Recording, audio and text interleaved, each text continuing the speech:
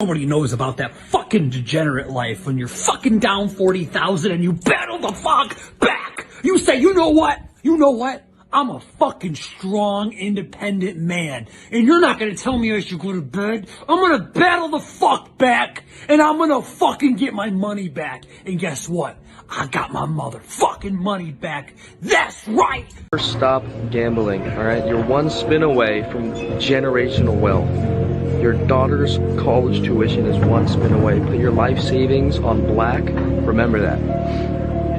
Just go to Vegas, and if you lose, just keep getting loans. Remember this. Just keep spinning, keep gambling, keep gambling. You can't lose. You literally can't lose. You can only quit. Somebody take your titties out. Somebody take your titties out, yeah. Somebody take your titties out, yeah. No, somebody take your titties out. No, oh, yeah. Somebody take your titties out. Fucking titties, I know, yeah, I know, yeah. Let me suck them titties, baby. No, yeah. Let me suck them titties, baby. Let me suck them titties, baby. I know. Suck them titties on the west side. Suck them titties on the breast side. Best titties I ever had. Oh, let me suck them titties right now.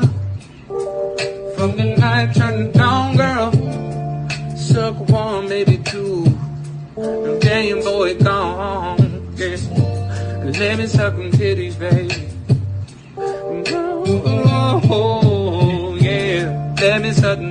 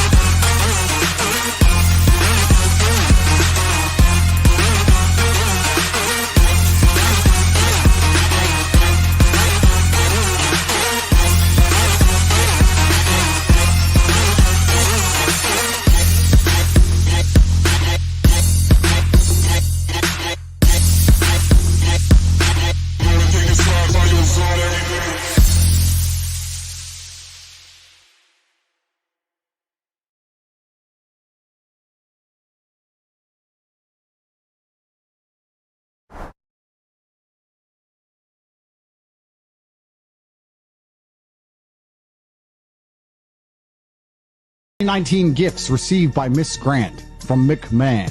This is disgusting. Ready? Go. Hit me with it. Clubhouse access tickets to the Belmont Stakes. Fuck! A massive box of chocolates and flowers. Oh my god, that's trafficking. $20,000 towards surgery paid directly to the surgeon's office. Trafficking. A pearl and diamond necklace. Trafficking! Blue cashmere knee-length cardigan. Trafficking! Blue cashmere and fur hat. Trafficking! Large bouquets of flowers delivered approximately every other week. If that's not trafficking, what is? A BMW 430xi. Shit! A golden diamond paved paperclip necklace. How dare he! $15,000 of Bloomingdale's gift card. That monster! He did all of this to manipulate her. This is the most disgusting thing I've ever seen.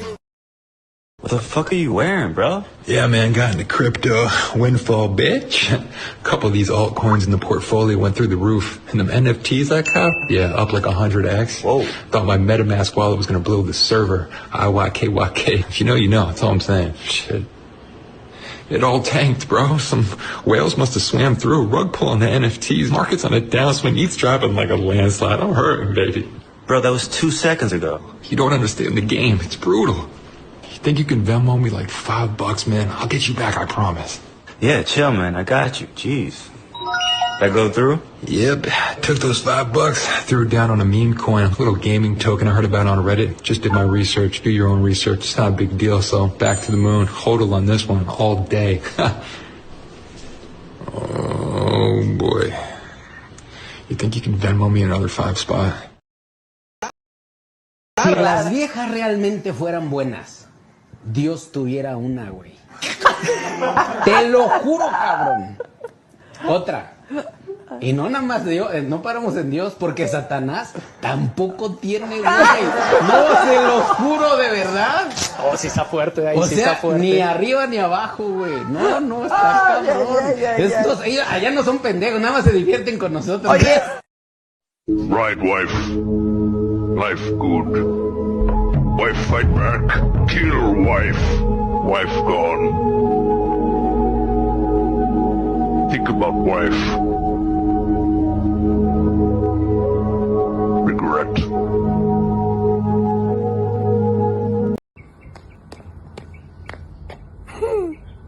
Baby, I heard you got a new man. You know where you want to be. It's purple.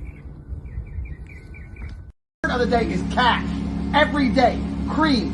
Cash rules everything around me. I'm flexing. It's Friday. In the Lambo. About to go spend $1,000 on dinner. Spend $20,000 in the club. Fuck 3 bitches. And I'll wake up tomorrow richer than I woke up today. Frogs are G's, bro. I've never seen a frog give a fuck, ever. Frogs are G's. He's on the lily pad. Say. Eats the flies. Everyone No. Flies come to him. He doesn't hunt flies. Gay ones do. Just chilling. Fly, boom, done. Where the gal them? They come, make new frogs. Safe, lily pad, chilling. Big boss, Cicero, Godfather. He's sitting there chilling. A frog is the ultimate masculine role model. He's just sitting there, just running his business. No, cause this nigga think he tough. I don't give a fuck, bitch. I don't give a fuck about none of that pussy ass nigga. Jumping ass nigga. You feeling froggy, huh? You feeling froggy, huh? Whole ass. Say something else. Say something else about my baby mama back here. These Nazi blood-sucking anti-American parasites that want to make you and your family slaves know that we are standing up against them, and we are red-blooded, and we are not slaves, and we are not bowing down to them. I'm not bowing down. I'm at the tip of the spear. I get death threats every day. And you know what? I am honored to be who I am. I'm honored to just be an average person that stood up 15 years ago and said, I'm going to defend the Republic. I'm going to defend the family. I'm going to defend the Second Amendment. I'm going to fight against abortion. I'm going to see what happens when I really take action. And we have laid waste to the enemy. If you simply unloose yourselves and become the leaders you are, we will sweep this scum into the gutter. We will defeat the New World Order. We will crush the tyranny. Second hour, straight ahead. Stay with us. And when I was like 12, 13, I was banging some of that black pussy. Because it's all pink in the middle. There you go. What about Indian? Dan Merritt, yeah, good stuff. I never banged an Indian. But Bend over right here. I'll fuck you right up. Hey, you keep telling me how cute I am, this shit might go down. Money when you buy. You don't make money when you sell. Every time the world goes tits up and everything goes fucked up, I smile because days like today are days I've made money. I'm actually cash poor. First time in my life I'm poor. I have like 100 grand for the weekend. That's it. But it's fine because I know in the future, Jah will bless me and I'm about to buy another 812 super fast. Anyway, point is, if you're watching this and you have any kind of money, don't be a bitch. Scared money doesn't make money. Invest it. But when you go all in on something, I would say that does take conviction. Now, your conviction might be How many coming from chairs are you principle. sitting on right now? One. Are you all in on the chair? The point really is you put on one pair of glasses. You've got one pair of AirPods right now. You're looking at me through one screen. You're using one microphone. That's a one microphone. Like, you trust it? Is that conviction? Seems kind of scary. Why don't you diversify? Why don't you use 10 microphones? The point really is things in your life. Do you drive in 10 cars at the same time or one car at one time? Do you drive down one street? Aren't you afraid that you're driving down one street? Do you take a different way? You know? So my point really is, if you're you get on one airplane, are you convicted? Well, I said, well, Bitcoin's the best crypto asset. Okay. What's the second best? There is no second best. There's no second best crypto asset. There's a crypto asset. It's called Bitcoin, right? Right? There's no second best. Okay. But take all your money, buy Bitcoin, then take all your time, figure out how to borrow more money to buy more Bitcoin, then take all your time and figure out what you can sell to buy Bitcoin. And if you absolutely love the thing that you don't want to sell it, go mortgage your house and buy Bitcoin with it. And if you've got a business that you love because your family works for the business that's in your family for 37 years and you can't bear to sell it, mortgage it, finance it, and convert the proceeds into the hardest money on earth. You didn't have to cut me off. Think I like it never happened to know we were nothing. I don't even need your love. You treat me like a stranger and I feel so loved. No, you didn't have to stoop so low. Have your friends collect your records and then change your number. I guess that I don't need that though. Now you're just somebody that I used to know. Now you're just somebody that I used to know. Now you're just somebody that I used to know. Woo! What is going on, you guys? It is I, Dollar Cost Crypto, here with Ask Me Anything 49. We're middle-aged now. I took the risk. Now I get all the Ciceros. Real name Miguel, street name Cicero. I've got all the purple. I've got all the chips, all the poker chips. Hui hui. I want to say something that made me laugh earlier. I saw somebody was like, I saw some of the first comments here on the video. One guy literally said fifth best. I'm not gonna lie to you, like that really cracked me up. Fifth best. There is no second best. There's me and there's everybody else. So welcome, you guys. Hit the like button, subscribe, hit the notification bell, follow me on all the real socials. Your boy's blowing up on the gram. How many coffees and how many drinks does it take to get Miguel this hyped? Like one. I'm feeling risky tonight. I'm going gaming tonight, you guys. I'm going gaming. I'm betting the house. Because crypto bought me many houses.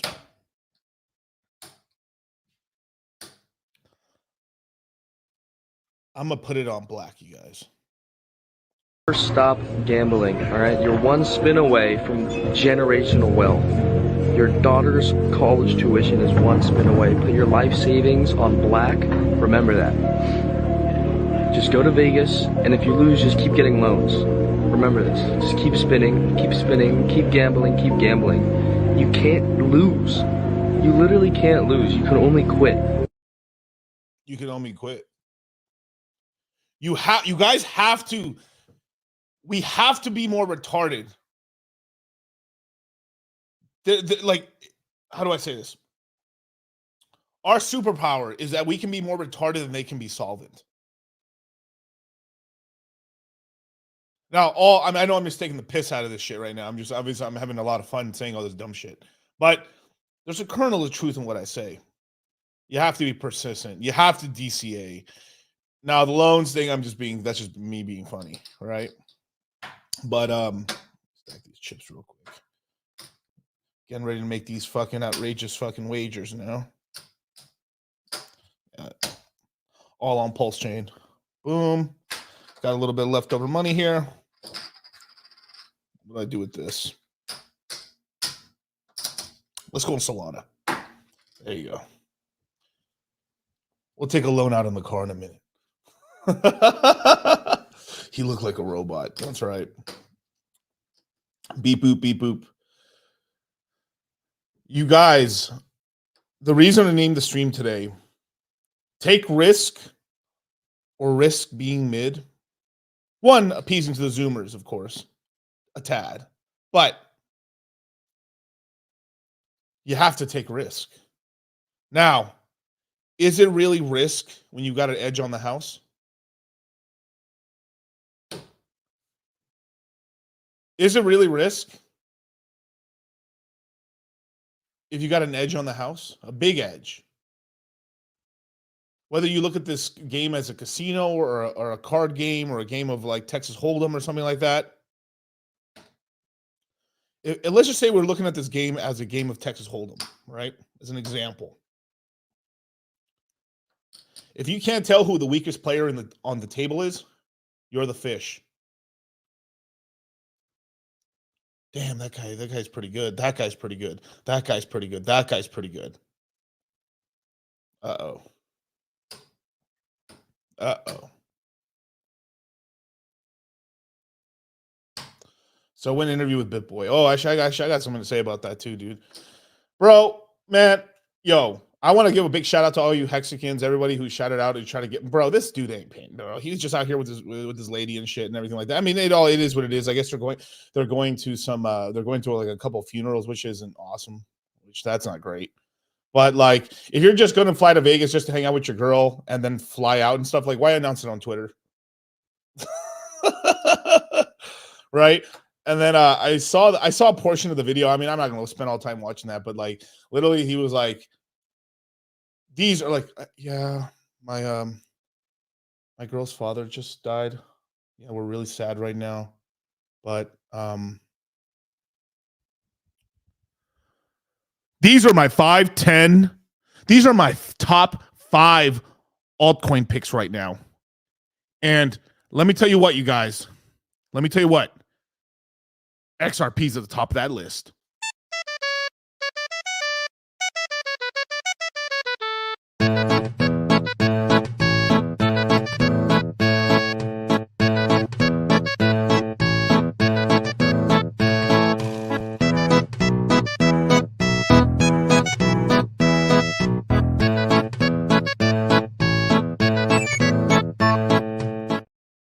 Can't catch me. I'm the fastest thing alive. I was thinking about why so many in the radical left participate in speed running. Huh? The reason is the left's lack of work ethic.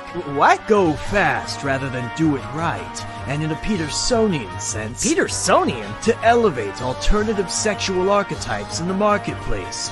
Fastest hedgehog. Shadow, what the fuck are you talking about? You're a beta male, Sonic. I live in a town where there's like no emo girls and no scene girls, and it sucks. There's all these basic bitches who listen to Taylor Swift. Ew, Taylor Swift's disgusting. I'm just really pissed. You're never too young to have a Vietnam flashback.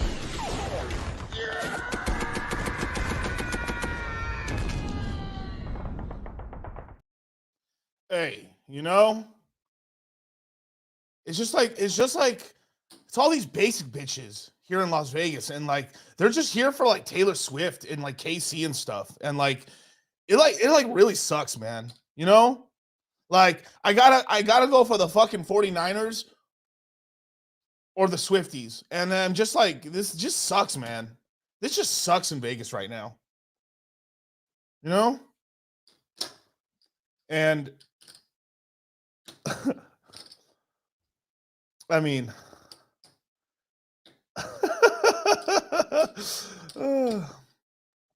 When you go into the Super Bowl, I mean, I've been off. I can get tickets pretty easily, but it's just like, what's the point, bro? Like, all right, let me tell you how much the tickets are. Legitimately, I got some good. I can get some. I get my hands on some good tickets, good seats and shit. They're like 12. They're like 12 grand.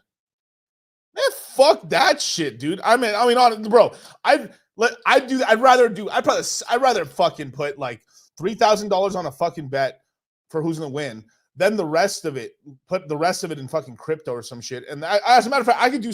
You know how crazy it is? I could literally $3,000 on the winner, put like 10, like over and under on the points and shit. Then the rest, 3,000. Let's go fucking play some craps. Then the rest of it, put it in crypto and make more money than doesn't matter what I bet. Screw that, dude. Put that money in crypto, man. Absolutely. Dude, you want to know something crazy? The cheapest tickets right now. Super Bowl. A couple days ago, there was $6 grand for the cheapest, bro. They're over 9 now. Hilarious. But no, it's all right. But it like, you know, like I mean, I like Bitboy. I like Bitboy. He's been nice to me in person and stuff like that. He hasn't never. I mean, I've got no ill will towards him, but like, I mean, this is like the first time that like even I was like, all right, you're just using the community now at this point, bro. And like, I know Corey's gonna do like Corey Costa's gonna do a little stream with him or some little get together, man. But I mean, yo, dude, come on, bro. So I hit him up. Charlie hit him up. Our every Hexican hit him up. Yo, come through here. You know, I mean, everybody was trying to set up something up for us to do something here in Las Vegas or this and this, and he ignored everything. Didn't open a message. Didn't do shit. So, you know, it is what it is. But like, so at this point, the community's just got to stop like cocksucking up to him, basically, because I mean, it just is. You know, it's like I mean, look, this community is about to get red hot. The PulseChain community is about to get red hot, and so is all crypto, by the way. Like let's not even play in time. Like right now in the crypto space, we're off the bottoms right now. We're starting to heat up. The Bitcoin halving's on the way. The money printers are going to start turning on. The Fed's going to lower rates. Look at this. You won't believe this shit. Everybody was telling me, yo, Miguel, they're going to cut rates in March. The Federal Reserve just released this shit literally today. That like March is way too early to cut rates. No shit. They're going to cut it in May, homies. Like I said, again. Now,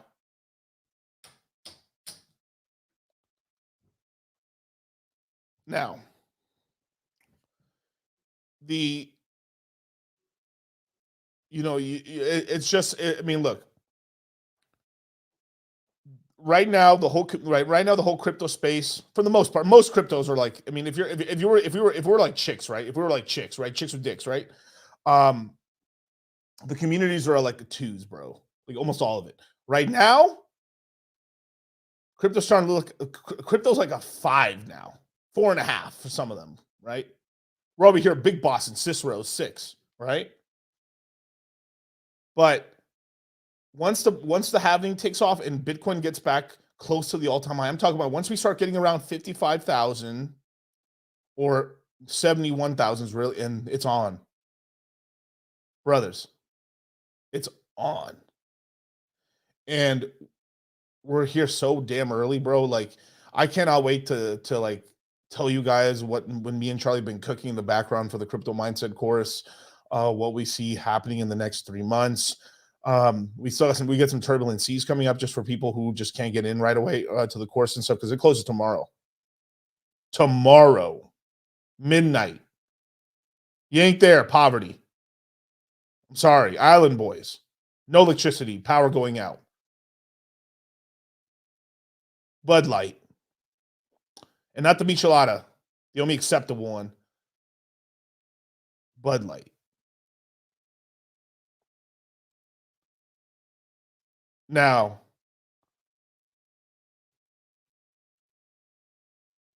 is the time. Look, I'm literally telling you, whatever crypto you're kind of eyeing at, buy some. Just buy some. You don't have to blow the load. Buy some. Boom, boom, boom. Get the bags now. If you don't have any crypto now, jump in. At least onboard your money into stables at the very least. Get it onboarded. Buy some Ethereum. Buy some Bitcoin. Like, get in. You got to take risks. You can't be a bitch. You can't be on the fucking sidelines anymore. Enough's enough. You missed the bottom. What are you going to miss the whole fucking run? You're going to miss these great prices. We're like this much off the bottom. We're at 3x off the bottom on average. So half the coins are only a 50% to a 2x off the bottom. We haven't missed it yet. You haven't missed it. Jump in. Go in your mom's purse, steal her credit card, and buy crypto. No, fuck with you. That's so... Dude, there's a crazy commercial. Like, I don't know if I should post it, but it's literally, they got the voice actor from Dragon Ball Z of Gohan. No, of Goku, right? And he's like, oh no, they got the voice actor of Gohan from the Ocean dub that literally went like, hey you guys, my father's fighting Frieza right now, and he needs your help right now. Go into your mother's purse and type in your credit card. Give your energy to Goku, or I don't think you're gonna win this, bro. It's so dramatic, bro. That shit would have gotten so many kids. Unless you need your car to go to work, fuck it. No.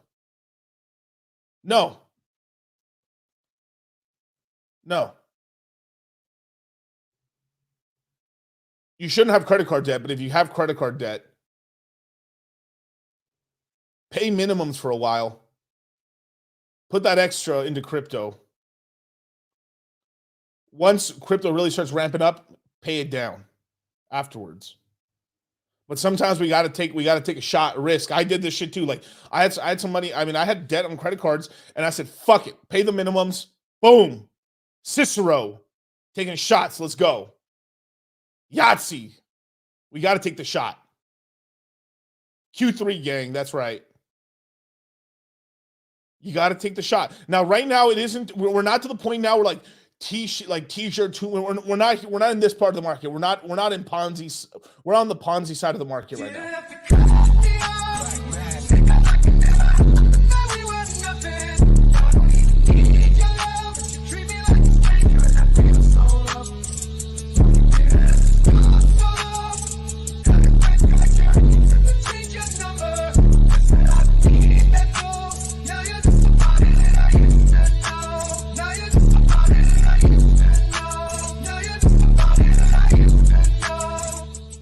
The average penis size in America is 5.5 inches. Guess what the average size at my company is? 8.3. But Royce, I was born with this penis. It's out of my control. Do you even watch porn, man? There are literally hundreds of ads for penis enlargement pills. Just click on one. They work, man! They fucking work! What, you scared? Scared of growing? Scared of having a big fat cock? If you don't want to grow your dick, you don't want to grow your clientele. You don't want to increase your salary. You don't have any drive. Where are your goals, man? Why the fuck would I hire somebody who doesn't want a big dick? It's like you guys don't want money. It's like you just want a wallet. You want to be mid. Oh, I want to, like, now, excluding Aaron Clary, that's my dog, right? If you are a person that's about that life and wants to be minimalist, let's make some cash, cool right there. I want to live minimalist lifestyle. That is his life. That's his adventure. Fuck that. We're trying to live good and large and trying to help the family out, right? Own properties. Not be victims to the system. It takes cash. 187 cash now. JG Wentworth. Big money. Huh? You know what I'm saying? I have a structured settlement and I need cat. No, fuck with you. But you need that GT. Like, what are we talking about right now, you guys? The bullshit money you're gonna spend at the fucking bar with some fucking bitch. A 4 out of. I'm sorry, you guys. Come on, let's be real. Let's. All right, let's put chips on the table right now.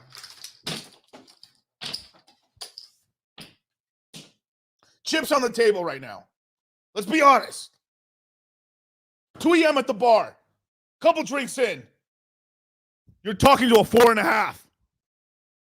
I know sometimes you got to get it done. We talking, that 4.5? That 4.5 though? Really? What are we doing? What are we doing? It is time. Bro, I was preaching this shit at the bottom too, man. But I have to ring this fucking bell a couple times a year to wake people up, man. To wake people up. Okay?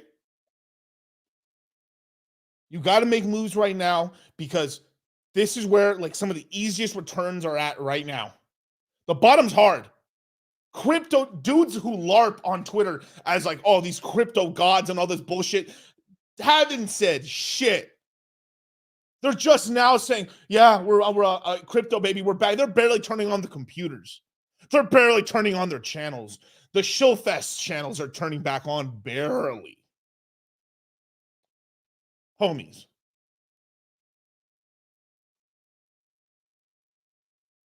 I'm speaking facts. Miguel Dollar Cost Crypto, Litecoin Moses, Hex Jesus, Dogecoin Muhammad. There is 7,100 languages on this planet, and I chose to speak facts. Now, Paul Perez, goddamn, bro, chill, homie. All right, but yeah, pause on that one, dude. Holy fuck, don't be doing illegal shit. There's obviously a disclaimer, man. You guys, you know what I mean? Not financial advice, but as a big brother, as the big Don, as a Cicero, I don't like saying monk mode because I think that shit's like borderline a little gay, right? A little homosexual, right? Is facts a language? Well, you're hearing it.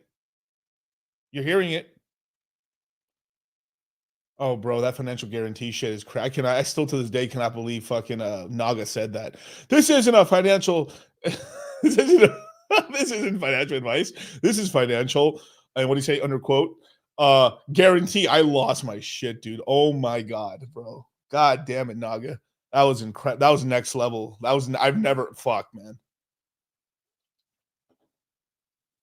Next level. Right. Reject monk, embrace the monkey. That's right. We're looking for wife-changing gains. But let's look. I've said this story in the past. I've said this story in the past. It wasn't money for fucking bitches and whores and cars and jewels that got me to work hard enough. It was for my family and to fucking put my whole fucking family in my genetic line one day in the future to the top.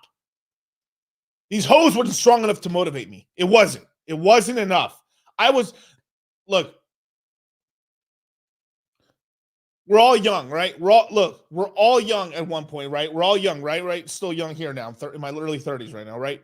Why did I go to the gym? Why did I first go to the gym? Bitches. 1,000%. I went there because I wanted to get more jacked so I look better for bitches, right? But that's not going to keep you in the gym. What happened to that? I wanted to get stronger and I wanted to get better, and I fucking liked it. Stress reliever. What is a fucking Mexican breaking his fucking back in the fucking California sun, baking like a fucking Indian, going after doing a manual labor job of breaking fucking cement, hauling trash all day? I mean, doing like all the grunt work you could possibly imagine, digging trenches, wheelbarrows of dirt, mixing cement. I mean, all day, bro, going on roofs.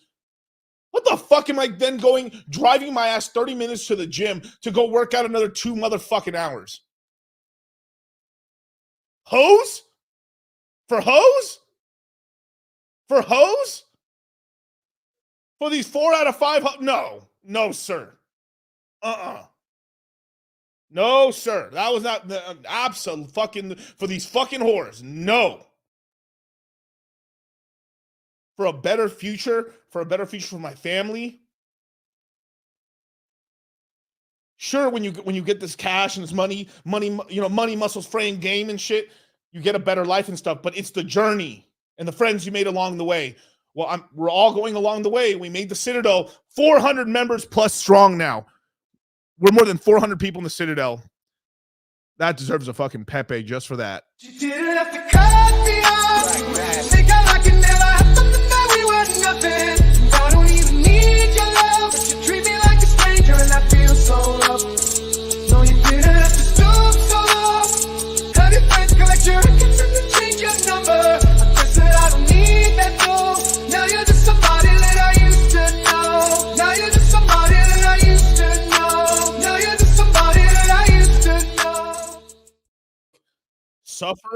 Suffer right now. Save your money. Throw it all in. Invest. As long as you're not fucking putting, like, do not steal money. Do not borrow from the mafia. I shouldn't have to say that stupid shit. But some of you retards need to hear it. Work hard. Be better than the next guy. Put money away. Throw it in. Buy Ethereum. If you don't know where to put the money, fucking put it in Ethereum. Fuck it. Like, oh, yeah, like, get the money out of your fucking hands because you're going to do stupid shit with it. A year from now, you're going to be like, oh my God, I should have thrown more. Look, this how crazy shit. I'm still thinking about a car I could have sold for $15,000. I could have made me a couple million more dollars. I know you're not, look, let's be honest here. You're not supposed to like back, you're not supposed to look back and like, oh, if I did this perfect. But like, let me tell you this. I looked back and I did as best that I could. That was like, if that's the only thing that I like didn't do right, all right, I think I did all right.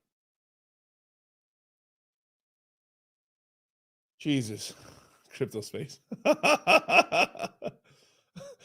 Feed pics. Unvax sperm. That shit's selling for a premium. And a wild CC. Somebody speak of unvax sperm. Oh my! You know, I was letting you cook there. I was like, God damn. Rollo's the one that first told me that, like, because I would sometimes, like, you know, you're like, we're talking. Look, we're like, I had some guys say this, and I know he's joking around. He's like, this stream is 5% crypto, 50% motivation, and 1,000% Cicero. You know, whatever the hell he said, right? 1,000% reckless speculation. Right. And we're going to answer questions. This is an AMA and stuff. And, you know, we're going to do all that jazz. But, like, I literally had some guy on Instagram who's like, this guy only talks about one coin ever. He never answers questions. And then I was like, homie, my entire discography in crypto, in YouTube, is answering every question imaginable. You must have watched like 2 minutes of video and just been like, I hate this guy. I hate this guy. This is fun. Yeah. It's hilarious and stuff. But no, it's just like, this is what we're talking about. Because I couldn't ever look when you ever look on God. If I had, where's the Bible? I had the Bible. Bible's over there. Cross yourself or something, I guess. Padre, Hijo, Espíritu Santo, Amen. All right. I played a meme earlier, Charlie. That's pretty incredible. Where like this guy in Spanish, he said, literally, and I quote, do you know how devastating women are? I'm translating here. Do you know how crazy women are? God himself doesn't have a wife. Neither does the devil. Oh, man, that's funny. They just like to see us in the middle squirm. Bro, I'll play it right now. It's in Spanish, but it's like based. Oh, my God. Si las viejas realmente fueran buenas, Dios tuviera una, güey. Te lo juro, cabrón. Otra. Y no nada más Dios, no paramos en Dios, porque Satanás tampoco tiene, güey. No, se lo juro de verdad. Oh, sí está fuerte ahí, o sí sea, está fuerte. ni arriba ni abajo, güey. No, está cabrón. Estos, ellos allá no son pendejos, nada más se divierten con nosotros. Oye. He said, both sides ain't stupid. They fucking laugh at us. They fucking... Need some subtitles on that, but I like it. But yeah, I know. I'll get don't worry, I'll get someone to fix it up with subtitles and everything later on and stuff like that. But dude, this is what I love. I love other languages when you finally start understanding stuff and everything like that. But man, some stuff doesn't translate well either side. Yeah. Like it's culture. It's not anything except for like. That's what I think is fucking awesome about language. It changes the way you think, right? Like it actually, there's like modes of thinking in certain languages. I've heard some people who are not native English speakers basically say that English is kind of mathematical compared to a lot of other languages. It's a little bit more logical. So, but what do you call it? Crypto itself is its own goddamn language. That's for sure. Like there's a lot of people who jump in and like, I have no idea what the hell you two are talking about. And then look. So just to go back to the other point, right? The reason I put this dramatic thing for effect and stuff and everything like that is because no one else will do it. Like, dude, you all right. Crypto Zombie, he's a little dramatic. Oh well, okay. Is he still streaming? Is he still around? I haven't seen him in a million years, so I have no idea. Okay, but yeah, some of these, like, there is like some guys I'm sad about that aren't streaming, that don't stream as much anymore and stuff like that. Yeah. But I mean, I get it, you know, too. If you like, some guys have been around like quite a while. Like we started streaming in the 21 cycle and stuff, but like there's guys who are streaming back in the early 17 cycle. Yeah, Like, there's some people who just like, I don't know, they dip out of the game. I guess they took a ton of sponsorships, got a bunch of coins early, and just dipped out. dude, so okay, so you know how I like Bitboy, right? I don't know how much of the streaming did you watch, or just like that just came in? Just like the last 5-10 minutes or something. Oh, sir. Like, Bitboy, did you see how he trolled Rand today? Oh yeah. Oh, dude, I saw all kinds of Crypto Rand's channel. Oh, that was a good one. What did he say on Crypto Rand's channel? Tell me. He just basically did a voiceover where he was pretending to be a Rand, but in like a super nasally voice. He's like, basically, I don't want to join your channel. He's like basically forced him to join his channel or something like that. It's kind of funny. Yeah. He's like, basically, it's a way for him to just mock Rand and then basically say that, what do you call it? He is like a scammer and he's basically taking money from all these companies and pump and dumping into. He's like, oh, I never did that, and then he shows evidence that he did it. Look, what Bitboy's got to do. He's got to do the Donald Trump move. How do you know he's scamming? Because I was scamming. Oh, that's good, bro. That shit would be so cold, bro. That's what he's got to. I mean, if he's gonna play, like if he's dramatizing the Bitboy stuff, or like the if he's doing the whole thing in there, man, he's got to. I mean, if at this point, I mean, if he's trying to do these, he's got to play with. I mean, look, we're not going to just besmirch either one of these guys, right, and stuff like that. I mean, they're good for what they do. They got good information, right? And let me say this. Both Bitboy and Rand do onboard people. I would probably say not in the best way. I would say Rand-wise a little bit. But the more people, the merrier in crypto, which is good. And I heard he fired Miles and threw him under the bus, said like he whoa. Really? I didn't know that before. And I was like, damn, Miles is good though. He fired Miles. I thought Miles and what's his name was the only people he did. He was still really? Well, that's maybe what, like, maybe it's like a false rumor that Bitboy just wanted. Like, okay, yeah, because I was like, that's not a. Well, I was just like, what? I was like, because I have no idea. I didn't go and research it or anything like that. But I was just like, if that was the case, I'd be kind of fucked up.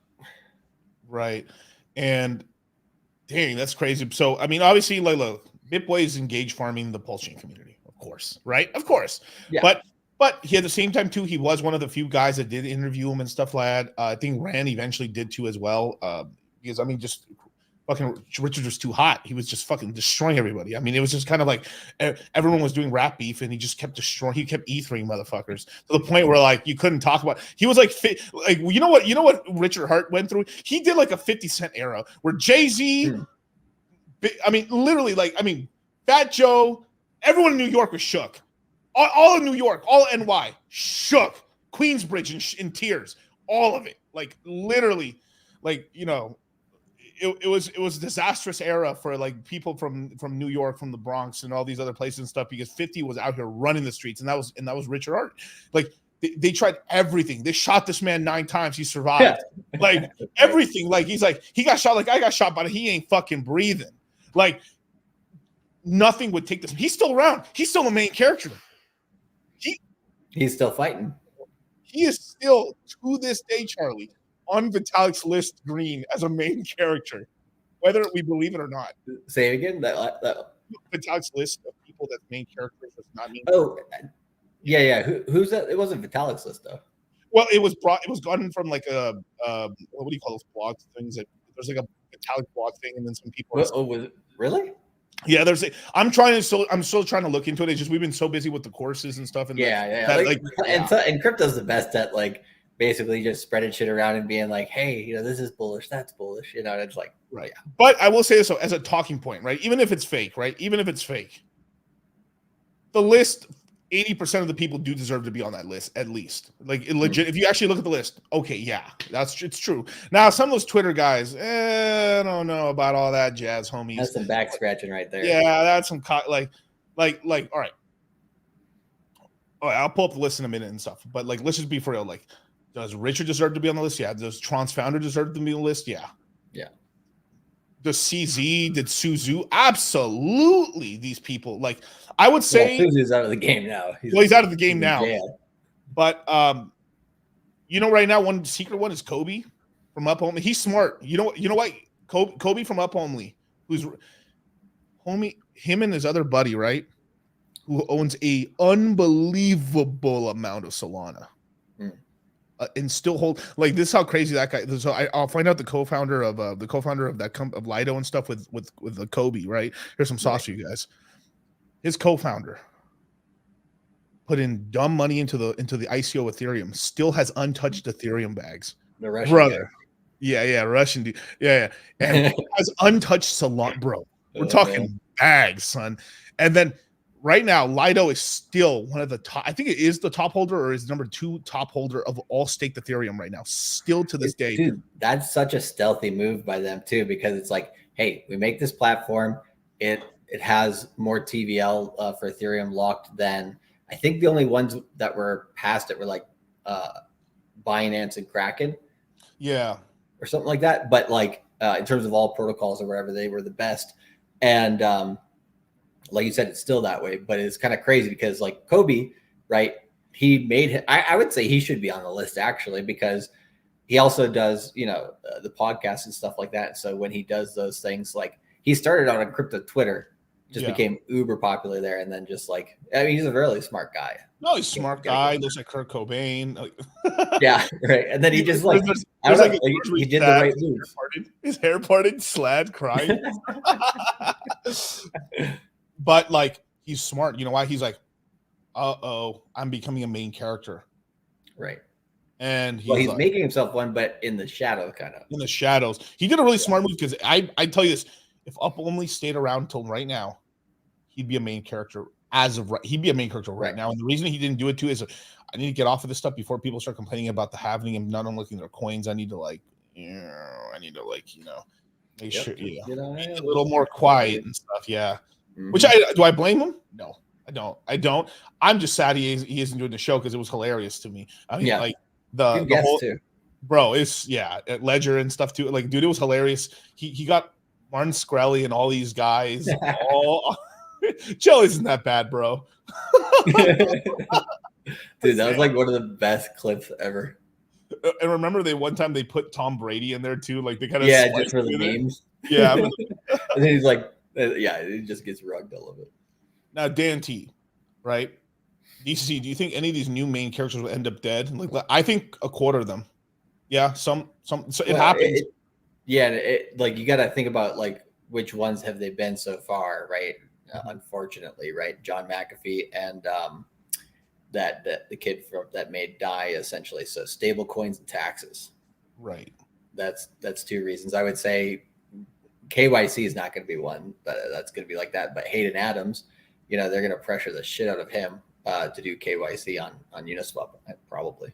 Yeah, and I used to like Hayden, and then like, all right, there's times where like, well, I mean, yeah, he does it to himself. I know, but he does it to himself. I mean, you're right, but. Bro, I mean, I've seen this dude it literally looked like he had a butt plug on with a fucking foxtail and shit, wearing fucking weeb shit, like wearing a shirt that's too small with like, bro, it's so bad, dude. Jesus Christ. Bro, he's like, fuck, dude. Like, furry level shit, I mean, come on, dudes.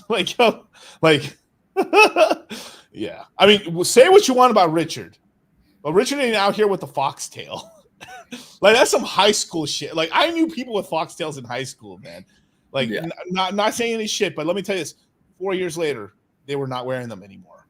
Yeah, I knew one kid that had a rat tail. Like the like the little. So bad. That's horrible. Emo chicks with foxtails. Yeah. I mean, it's just, yikes, dudes.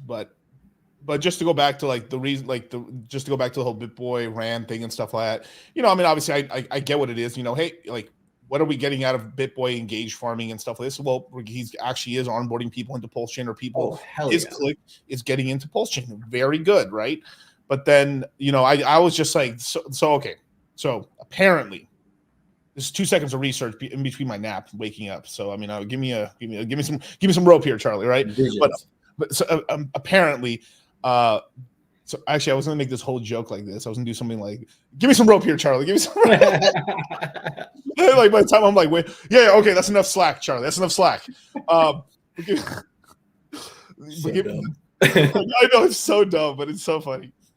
But I was like, "Give me some rope here," and then the rope here is this: that he says, "Hey, you guys, I'm going to be here the next day in Las Vegas. Hit me, I'm trying to do this show. Right. Hit me up to do a podcast and stuff like that." Cool, right? So I said, "Hey, let's throw a lottery ticket in there. Sure, why not, right?" We met the guy. Cool, boom. Hey, what's up? Literally the number one liked, retweeted post, like almost ratioed him. Oh, like literally, go look it up. Look. I think I saw it before, but I haven't looked up the stats on it. Yeah, it's almost ratioed. I'll show it in a minute and stuff, right? So I was like, okay, cool. DM him and stuff like that. Like, he hadn't responded and stuff. All right, cool. Then he posted a video. He's like, "Yeah, we're here in Vegas. It's kind of a layover to stay here for a day or to do a show, and then we're about to hop over for like 2 funerals." Okay, forgiven, right? And then he does something else. So in the video, right, he's talking about like, "Hey, I'm going to like, so we had some people die in the family. That's sad, dang, dang." Like, yeah, my wife's ex-employee. Wait, no, I don't even know what to go with my mistress. No, well, my concubine. Sure, my concubine's father died. We're gonna go. Yeah, cool. But let me tell you about the top 5 altcoins that I like. Literally, he's walking. His girl is super fucking sad. Yeah, her father died. We're going to the funeral. But let me tell you about these 5 hot altcoins. He puts XRP number 1. Charlie. There is like, I gotta. There is no second best, right?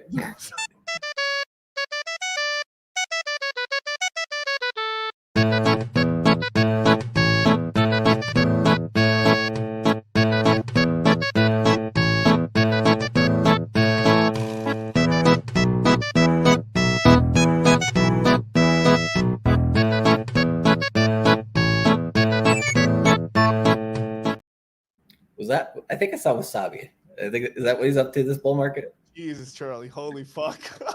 That's I don't know. Maybe I see things. Yeah, that's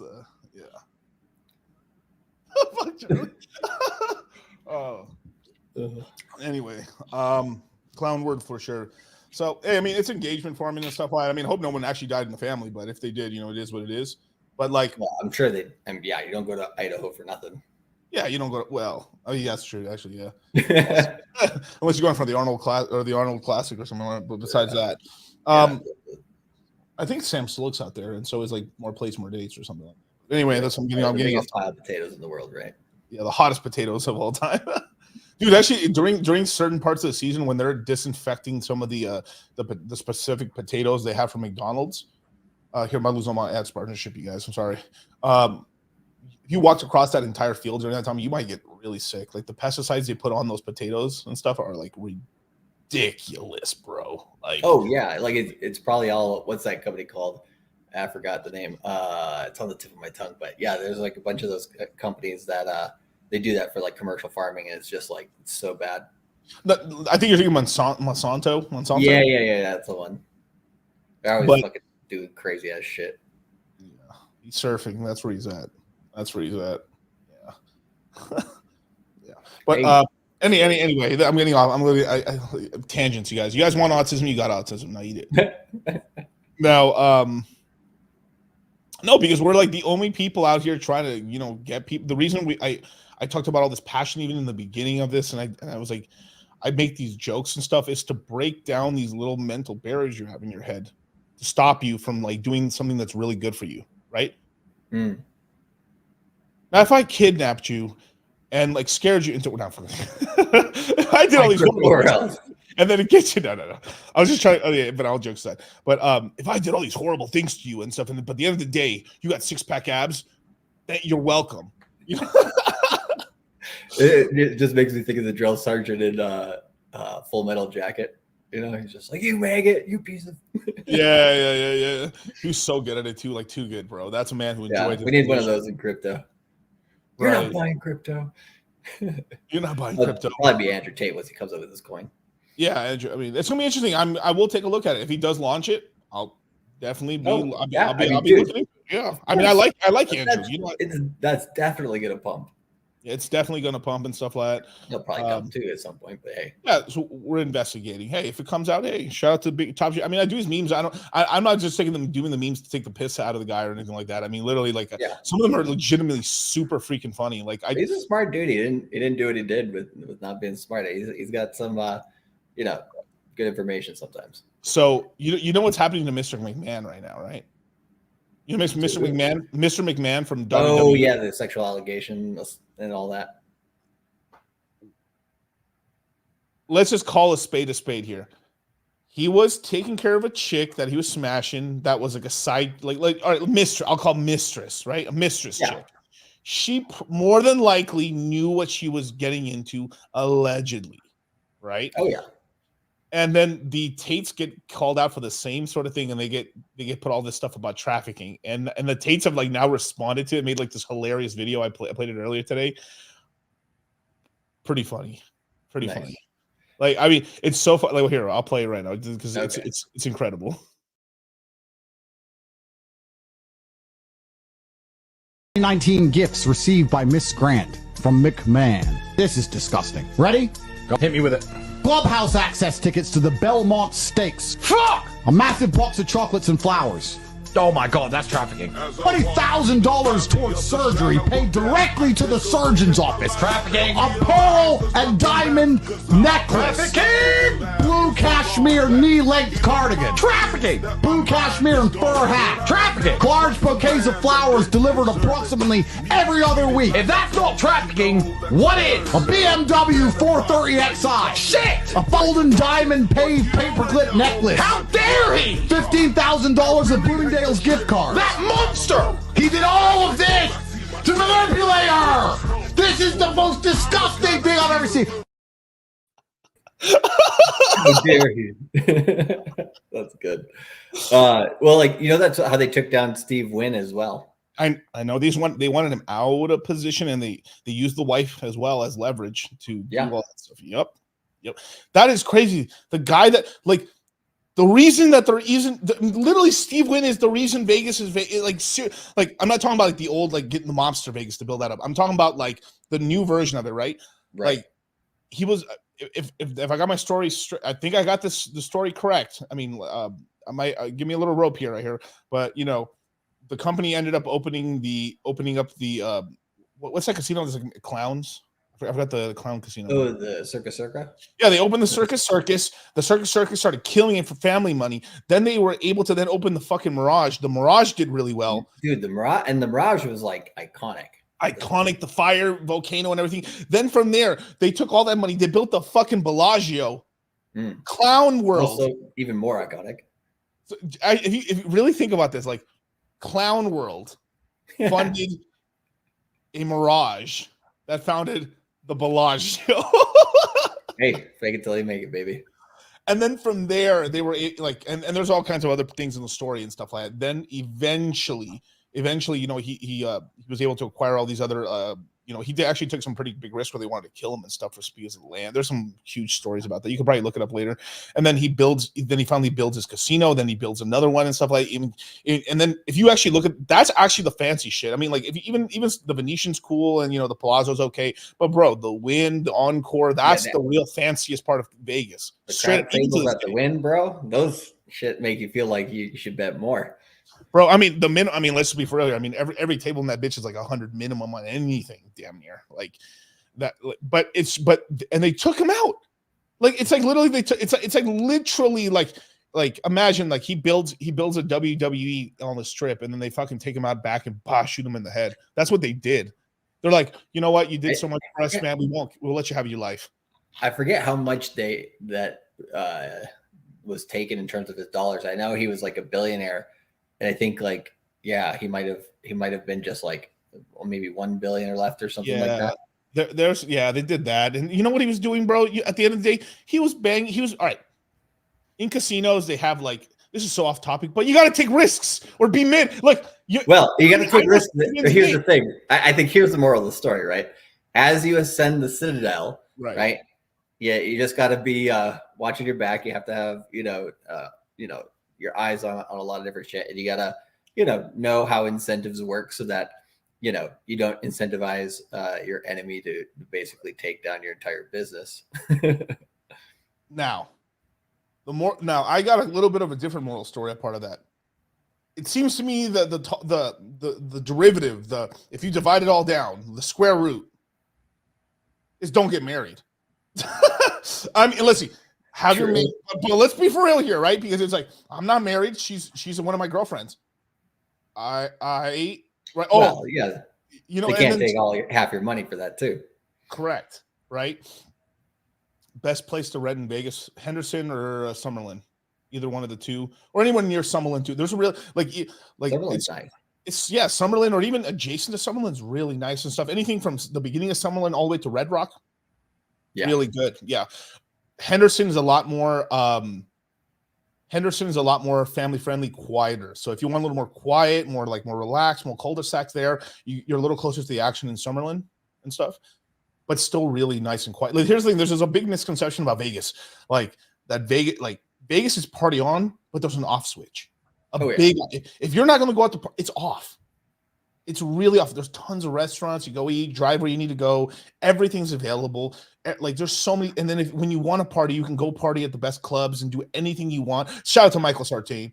Just gangs of bitches. But like, you can do everything you want. And then when you don't want, go home, turn it off, go to a professional bodybuilding gym, IFBB Pro. Do what you literally, this is why I love the city. You can do so much, but it's dependent on you. Degenerate gambler. You know? Yep. Well, and I think what do you call it? We were talking about this. It's like sometimes when everything's just like right there, you tend to do it less, right? So like, for example, like I wanted to go see some shows. I've gone to a couple sports games. I went to the Raiders-Vikings game, worst game ever. We went to the what was it? The Kings versus the Wild or whatever that one time, but still haven't gone to a fucking David Copperfield show yet, but heard that stuff's like really, really good. I think he opened a new one. And it was like Eminem and Dr. Dre and a bunch of like really famous people like got invited there for free. And then jumped off, or like something happened where he like on like a 90-foot, high like pedestal or some crazy ass shit. I'm like, I want to see that. But then just don't go out of my way yet. So gotta do that.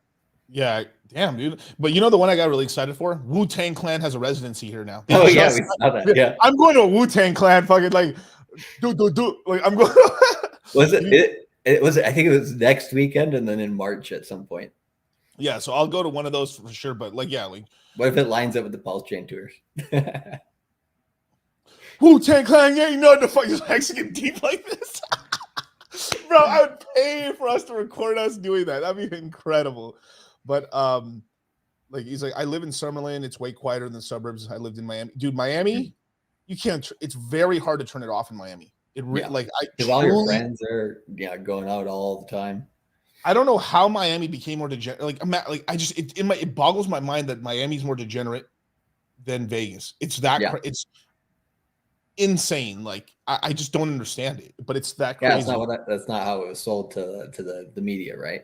Exactly. Maybe old Vegas was different back in the day, but current Vegas, how it stands. Like if you go to downtown's decent for gambling, cheap drinks and stuff. It's more of like you're going to like a mini like you're going Six Flags or something. Like you're going to a little it's like Disney World for adults. Yeah, but smaller, like not to the same level. Then the Strip is kind of like choose your own adventure on the Strip and stuff like that. And I was just talking about the city in general. Okay, right. I see what you're saying.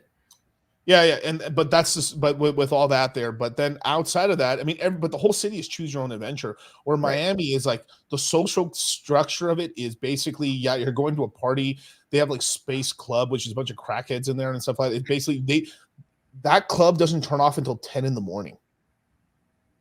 Or I think it might be noon. They actually do this thing where you could be there from 1 in the morning, partying all night. Wake up, and then around 8 or 9 in the night, they open the retractable roof with daylight, and they're still partying, bros. And so what happens is people they hit these nightclubs here and stuff. I'm not saying this from experience. I'm just saying this, protecting the innocent here. But but they go from here, then you go to space Miami, and then basically like this is where like it's like this is the scourge of villainy. This is where all the scum of the planet all arrive. Like it all flows down to club space. You know what I mean? But yeah, but either that or you're basically like almost like damn your immigrant status and you're just focusing your stuff like that and stuff. But like the city, like almost like where like Vegas, the party thing is reduced down to 15% of in terms of like the land in Vegas. 15% of it's maybe that. The rest of it's 85% of it's like pretty family friendly or whatever you want to do, right? But then you have Miami where like half the city sucked into that and they're all hyper competing in Brickell and all these like high money areas to stay there and stuff. So like the sexual competition's insane. Like even like the you go to like a regular ass restaurant and like the servers are better looking than like 90% of the chicks in your hometown. Like I would even say 95% of your, and they're like servers, just servers at the restaurant, and they like just shit on whatever local girl you've ever seen because that's how high level it is there and stuff. Well, I was kind of surprised. Like we were walking through a few of the areas or whatever, and we were looking at all these restaurants closing, and like the only things open were like the clubs and the bars, but mostly just clubs, right? Yeah. And it's like even everybody at Burger King, basically shuts down early so they can go clubbing. Oh yeah, you're telling me that. Yeah. But that's just priorities, right? Priorities, right. But that's right. Yeah, it looks for danger. That's right. Yeah, but just say all these certain things. You got to choose, like, especially as you gain. So one of the reasons I'm even talking about that is that as you guys gain wealth, because you guys are all going to gain, you're all going to get a lot of multiples. Like if you look at your portfolio, you're probably like, if you didn't do everything perfectly, but you did okay, you'll have a rough. And if you have like half a portfolio in safe stuff, the other half in like L1s and a couple DGen coins here and there, you're going to do an 8x on a like, and you kind of may have messed up a little bit, right? Yeah. And 8x of what you have now, pretty nice still, right? One small fuck up in stocks and you've destroyed your year. Yep. Maybe 2 years. But in crypto, a lot of mess ups and you still get an 8x. 30x on the whole portfolio value now is possible. You have to be more allocated correctly, and you got to be more active and stuff like that. But 30x is like, this is not like I'm not like saying, look at the dollar amount of money you have right now. It's 100x, 100% guaranteed. No, I'm not saying that. But 30x is within the realm of yes, possible. Even today, even right now. So I mean, I was very likely. No, extremely, especially like with the we do like a safe yet not high risk exactly, but safe yet risky enough strategy on the portfolio in every single course that's way more than possible at the moment. So here's something that I'm gonna let you guys in on a little plan of ours. Don't tell anybody. we both like that at the same time. That's incredible. But the plan. Here's the thing: is later on things are going to change. Like I don't want to say hot potato, but like sometime in maybe early 25, we're going to be talking more about short, very, very, very shorter term plays. We're just going to be like it's going to be scratch your bet season. Scratch your bet season. Play each 60-day cycle in its own vacuum, basically. Correct. But right now we can buy really good stuff right now. We can buy like I don't like using the word light blue and stuff, but let's say light blue chips and stuff like that. Like I'm not saying blue. Like there's only 2 blue chips. I mean it's Bitcoin and Ethereum. That's it. There's only two. But after the cycle, there's a case now for possibly a couple extras, possibly. But it would be in the I think at least one. Yeah. And since they're mostly be layer ones, maybe up to 5. But that, I don't know. But yeah, I think at least like something like Solana, like if it really gets its shit together, I mean, it's been 100% uptime for a year. Yeah. But if it really does well, then I think that one is one that the narrative is trying to shift that way. But we know anything can happen in crypto, so it's still the race is wide open. Yeah, anything could happen. FTX still has some coins to dump a little bit. It's not as much. Actually, it's not as much as I thought they had. Actually, I was a little. That's which is nice. But there is that, and there's also some. But still, like it's still really early on, and on top of that too, the ETF is huge news, you guys too, because then the ETF actually brings in so much extra volume that it actually can help absorb some of these kind of ICO guys who got in very early and kind of protect the price as they're dumping and stuff like that. If some of the, because of course they're going to take profits. I mean, it is what it is. But noted, I appreciate. Yeah, and then we have what's it called Ben Arthur. Screw it, I'm hopping in CMC. Sheesh, still got time, right? Yeah, till tomorrow midnight Pacific Standard Time. Yep. So what's that? 24 hours plus 3, so 27 hours. Or actually 26 hours and 40 minutes. Time's ticking. Time's ticking, man. I'll say 28 hours because that's a money number. 28 hours. No, but 26 hours. Yeah, like whatever Charlie said, 26 hours. Well, you started the stream at about 28 hours left. Yeah. Oh yeah. I didn't even that wasn't even planned. You see, like the money math just works out the way it works out. But I mean, right now, like really, there's there's 304. Wow. 304. There's 304 of you guys watching right now. Wow. Dude, I actually told Myron something really funny. I told him like was it? I think I told him like how many views I had on like, so I have like some reels of like these and I told him like it had like 109,000 views or something, and he fucking laughed really hard, and it was like, why are you laughing, bro? Dude, that's how many countries the Jews have been kicked out of. I was like, God damn it, I didn't even know that. And he knows that stat right off the back of his head. Off the back, bro, he was cackling, dude. Shout out to Myron. But yeah, anyways. So yeah, so 304. Yeah, so 304, you guys. So you guys gotta take shots right now. You gotta DCA, you gotta buy, sell stuff off that you don't need right now to shore up capital. I am saying this though, and this is like stuff that might lag the market too. Yeah. And if we do get a big dip, this is when you really start really like I told Charlie I did this, right? And I had cash flow coming in. I was working really hard, and I just wanted to squeeze more money out. I owed money on some money on credit cards. I mean, I've said this before in the past and stuff. I also owed money in credit for like repair shops and stuff for my landscape business too. Made minimum payments on everything. Took that extra couple $1,000, rolled it more into crypto. And do I regret that? Absolutely not. Yeah. But at some point, there was a point in the market. I told Charlie, like, I mean, it must have been like middle of 2021. I'm gonna start paying these down now, because I had enough crypto at that point and so much gains I was able to take a little bit. This is where Johnny Appleseeding comes from. And I'm gonna teach you guys this in the course. So will Charlie. It's in a way Johnny Appleseeding it is cultivating crypto, really. For sure. Like that's the beauty of like farming and everything, and working on going from different coins and taking profits and moving them around. Like every way you can compound coins is basically cultivating crypto. And for me, it was like the first imagery I had thought of it was like kind of the trimming of like a bonsai tree, which is, like the traditional Japanese tree that you trim up and it's kind of like an art. That's how your portfolio is, like kind of trying to make the best form of the portfolio until, you make a shit ton of money. And that's like, the best form. But like,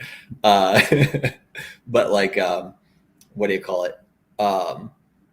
Yeah, it gets to a point. So like, that's the one thing is like when you're in the same market, everything's correlated, right? And so we at this point in the market, and then going into the next 1 year, like that's the best strategy. Do that. But it's a game of musical chairs, because at the end of the day, the last maybe 1 month of the market, right? You have to stop doing that too, though, because then what do you call it?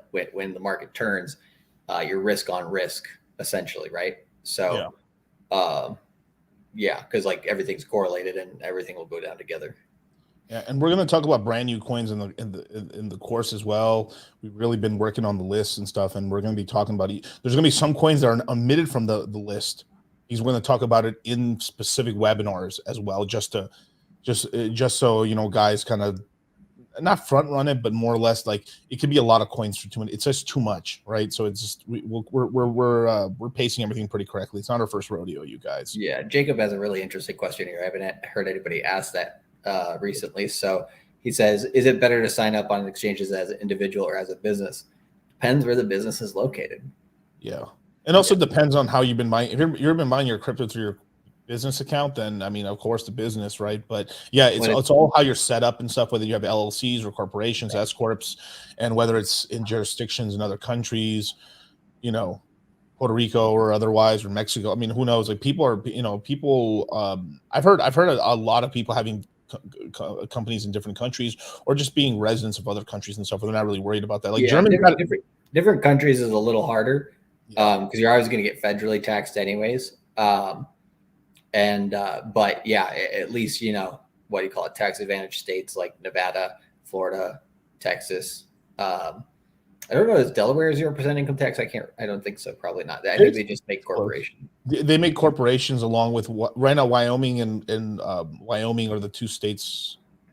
Yeah, Delaware and Wyoming are the two states that are fighting to try to have some of the strongest ones. Believe it or not, Vegas, or I should say, Nevada's got really strong corporate laws as well. But there's more finagling with Delaware and Wyoming and stuff like that. Yeah. There's a lot of money that secretly just buys. I mean, because like, you know, what's it called? Jackson Hole's there, and that's the Fed. You know, the Fed chairs and stuff in the Capitol there and stuff. So there's a lot of kind of like silent money out in those planes, basically. That's right. But I think you missed a super chat too.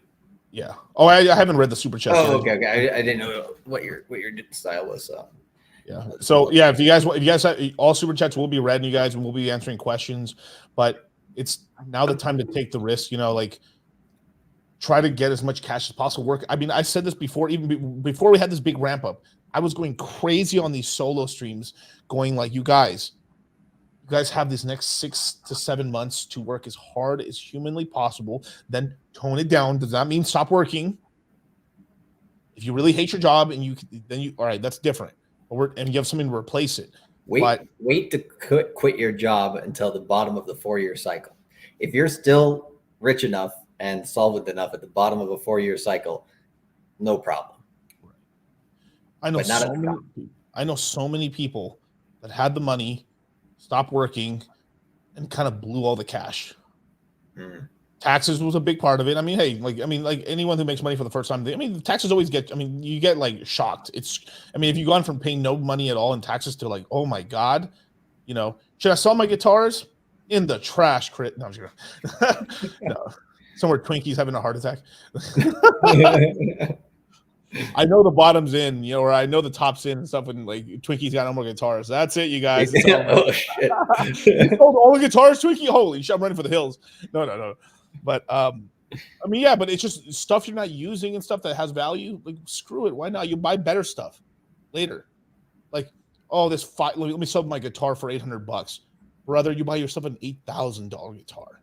You sell an $8,000 guitar, brother. You're gonna have Jimi Hendrix guitar. I mean, I'm being kind of funny about it, but it's actually kind of true. Actually, like if you sell something like obviously I was going to sell this $15,000 car for Hex at the bottom, not the bottom, but like, you know, still pretty low prices. It wasn't the bottom, right?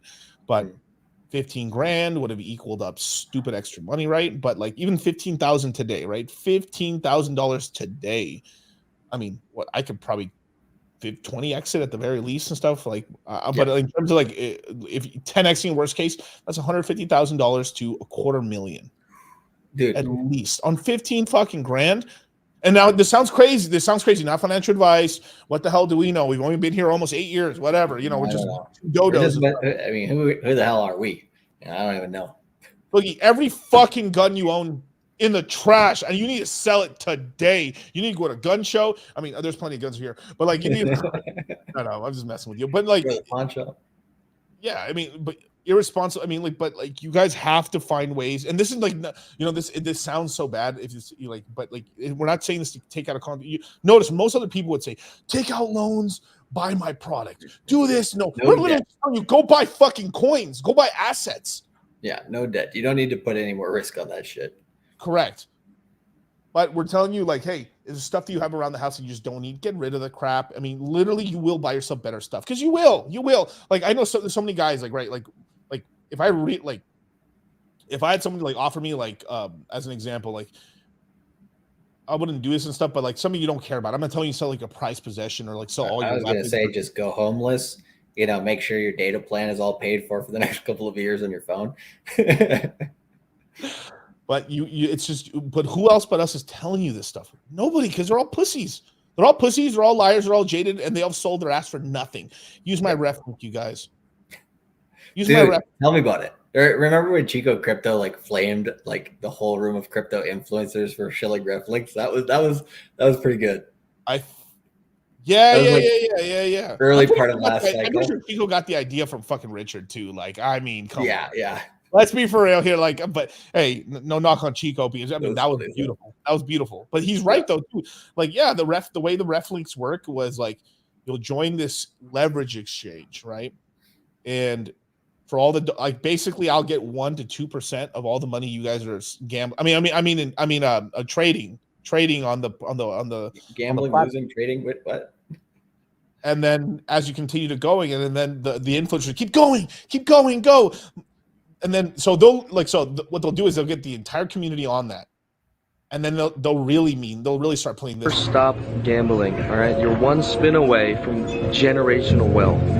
Your daughter's college tuition is one spin away. Put your life savings on black. Remember that. Just go to Vegas, and if you lose, just keep getting loans. Remember this. Just keep spinning, keep gambling. You can't lose. You literally can't lose. You can only quit. Nobody knows about that fucking degenerate life when you're fucking down 40,000 and you battle the fuck back. You say, you know what? I'm a fucking strong, independent man. And you're not gonna tell me I should go to bed. I'm gonna battle the fuck back. And I'm gonna fucking get my money back. And guess what? I got my motherfucking money back. That's right. See, that's the attitude that's needed. Essentially, like for anybody who was buying the top in 2021, there's so many people like, run away from the market. The market was mean to me, and then they never come back to crypto, right? But the ones who've come back, right, they'll be that guy. And the thing is too, is like when you cash out, right? It's almost like whatever you cash out from the top or near the top, right? The only money, okay, there's something we teach in the course that's called your money is an ASIC. I'm not going to go into complete detail about it, but basically your money is how you make money. So by using a lot of your money, you're also using a lot of your ASICs up to you. You're losing your money generation tool, which you have to be careful, right? So what you actually can spend to do stuff is like whatever, like just say you took $1 million, you'll really only have $250,000 that it's yours. The other part is taxes. The other part is like you have to save it up so you can put it back in the market and have cushion for emergencies. So anytime you look at oh my God, I took out $2 million. My brother, you have $500,000 to $400,000 that you could spend on whatever you like, right? The other money is theirs to make. And the reason I tell you that whatever you cash out, you only to think about that money that you could maybe spend and use or have in the savings account and stuff to touch is 20% is really that is right. If there's anything you take from me in terms of like cashing out advice, that's right there. That 80-20 rule, don't touch 80% of that shit. Nope. Because you're going to lose a good portion of that taxes. Then the rest of it there, you'll save it there. You'll be really happy you did. And when you come out of this storm, because man, if this cycle is what I think it is, man, this is going to be a very, very disastrous bear market. Disastrous. You know what I thought would be interesting? Yeah. If crypto was the hottest performing asset over the next 1 year, everything else is dog shit. And then in 26, we roll into the gutter, but like it would make crypto like basically the focus, right? Because with any geopolitical risks coming around the corner, I think the crypto market can stay retarded than the other markets can stay solvent. So, but yeah, they can make 2026 really, really, really bad. No, it can make it really bad. And like I was thinking about that. So let's just say we're right, and it tops sometime in the summer, maybe third quarter, quarter four, wherever in 25, maybe quarter one in 25. You never know, right? But I think the later it gets, it tops in 25, the more likely it's probably going to keep running. And like sort of like our guys were still making money into March of 2022, and then it was over. So we could actually end the whole year up. Like it could still be continuing off of momentum, basically, and then 26 rolls around and it's like, And if it bled into early 27, right? If it was a bear market, not only in terms of, how much we go down, but for how long, that I think time is really what kills people. Yeah. And this is also why, like, too, because, like, I mean, me and Charlie really don't have to do the courses anymore. I mean, we really don't. But I mean, one of the things we discovered, in the last bull market was, you can make some really good gains when you put anywhere down between, 10 to 50K per position. Yeah. And so, do the math on those things based on what Miguel was talking about earlier. I think we're fine. Yeah, you're fine. You're fine. Like, there's this. I'm not gonna go into it, but like, I mean, people would always ask us in private because the course is doing really well and stuff like that. Like, you guys are killing it, man. You what do you like? It was like, bro, my portfolio shadows whatever the hell we're doing in this. Like, trust. Like, that's the way it should be, right? That's the way it should be. Yeah, but you need something. There's also this whole thing too. You also need purpose.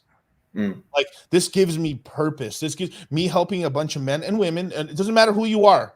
If you like, we're here to teach. If you want to learn, you will learn. We'll teach you. It doesn't matter.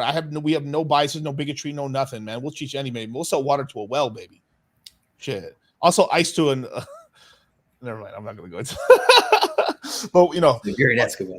To an Eskimo, yeah, I was gonna go ask, but I was like, and then I was gonna, but then every time I say that, then I go into the Indian versions and all, and I was like, wait, let me just stop myself. Also, a curry to an Indian. Also, a call center to an Indian. Also, a motel and a 7-Eleven to the Indians. That's how good I am, baby. I think that happened. No. Well, yeah.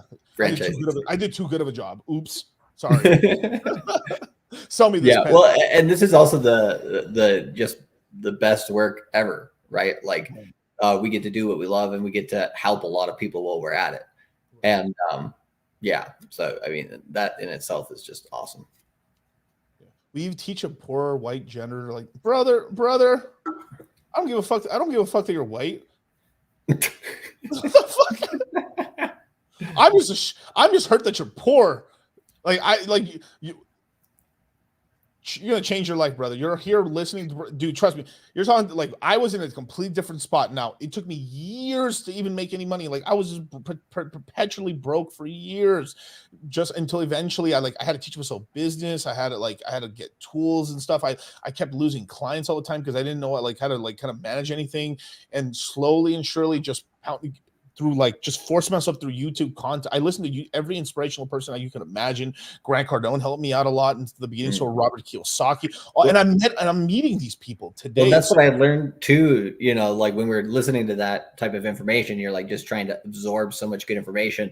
The one thing you have to be able to do too is take the golden nuggets from people that you like, but also people that you don't like, because there are some people who, like when you're learning business or where you're learning finance or whatever it is, there are some people who are really, really freaking smart, but they use some of those powers for evil, right? And you can see it. And a lot of people, they ignore those people totally because, they just they don't like what they're doing, right? But it's like, right. Well, there are aspects to what they're doing that are positive, right? You got to pay attention to that too.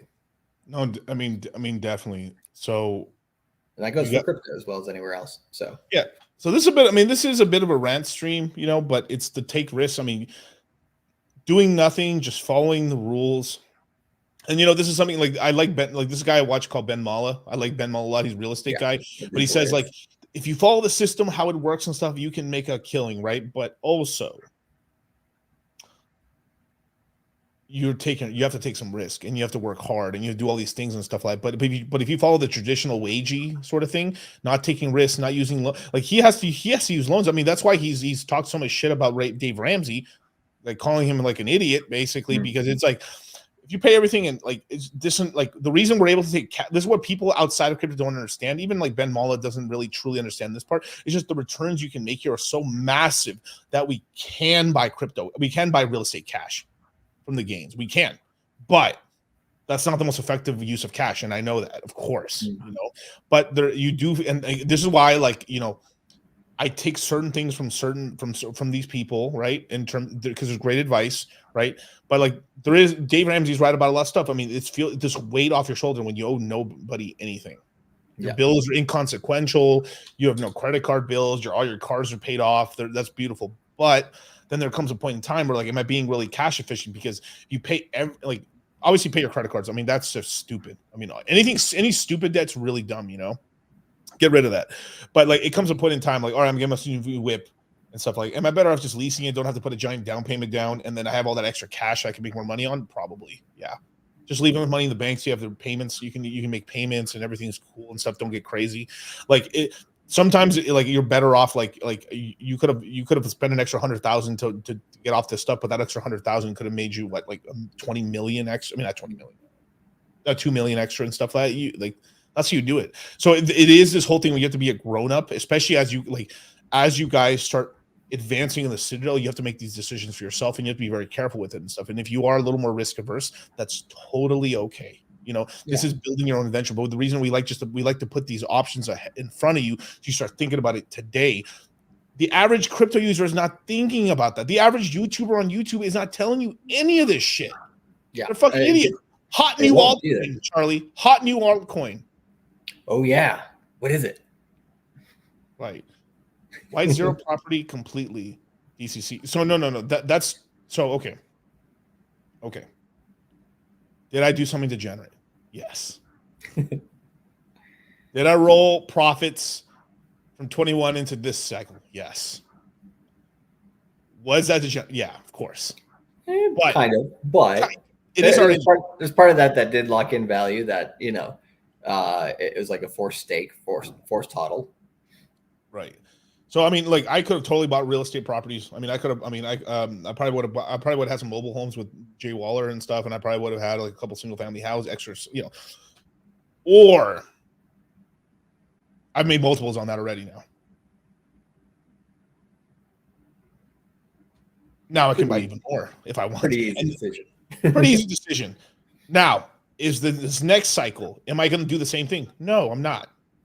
Because at that point, it's like, all right, I bet on the number 28 or 33. Boom, I hit 33. I put it again, hit it again. Holy shit. Time to do it one more time with the whole. Hey, yo, chill. Hey, homie. But I'll put a little down. Did. And that's the whole thing. Just saying, if you. Yeah, but like, let's just say as an example, right? You compound I don't know. Let me make some numbers up, right? Let's just say you made 10 million. I'll do 5 million. $5 million, cool. Then you roll it into another cycle, and then that you make 75 to 120 million.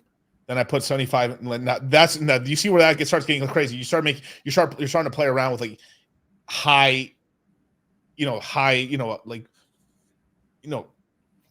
8 figures, and then you're starting to play get down into like a very elite level of human being. I mean, if you look at how many billionaires there are in the world, I think it's like less than 20 or 30,000. Or no, sorry, that's like maybe that's 100 millionaires. I can't remember, but like 100 millions or billions. Which one do you mean? Billions must be less than that. So it must be like hundreds of millions. Like must be. I think that I heard a stat somewhere is like less than 30,000 people or something crazy like that. It's like for billionaires, there's like supposedly 3,000, but like I think that's a lie. So I really believe there's probably like 10,000 billionaires. There's a ton of billionaires are like, through corporation, they got their, they're being real slippery with it and stuff. But still, of course. There's not more than 10,000 billionaires. Like, no, absolutely not. But yeah, you're right. Probably if you're talking about 100 millions plus and stuff like that, it's a very small amount of people. Like or less than 300,000. Yeah. Probably. Yeah. And man, this whale came through and wiped me out. But if you do roll that one more time and you do the math on that, here's the thing: you don't have to roll it with that much. And here's the thing, and that's the whole thing. And this is why, like, what I found is a lot of people who are really good at poker and crypto or craps players are really good at the reason I found a lot of good. Like, one thing we always take out a bunch of when we have crypto guys in town. Let's go play a little craps, and we can tell a lot about them by how they play and stuff like that. And craps is a lot of like bankroll management. Yep. So the whole thing is too, like, I mean, we're being funny right now, like roll it all back into the next cycle and stuff like that. But like you're up 80 million and stuff. You got tax liabilities, you got all this stuff. So you can still, like, dude, it's just insane because you throw money in there again, bam, and it goes up. I mean, you're gonna hit billions. Like, fuck. what is it? Yeah, like what is it? Like 50 million bucks. You hit a 20x on average on the portfolio. What is that? Like, am I crazy here? I mean, yeah, I think that's $1 billion. Yeah. But think about this, right? Why does Michael Saylor, why is he a Bitcoin maxi? Because when you have that much money to put into a high risk market, you're only going to go into the thing that isn't guaranteed, but it has, it's the thing that runs the market essentially. And then you don't need, crazy X's, right? You just need to maintain that money and outpace inflation, which is what Bitcoin does.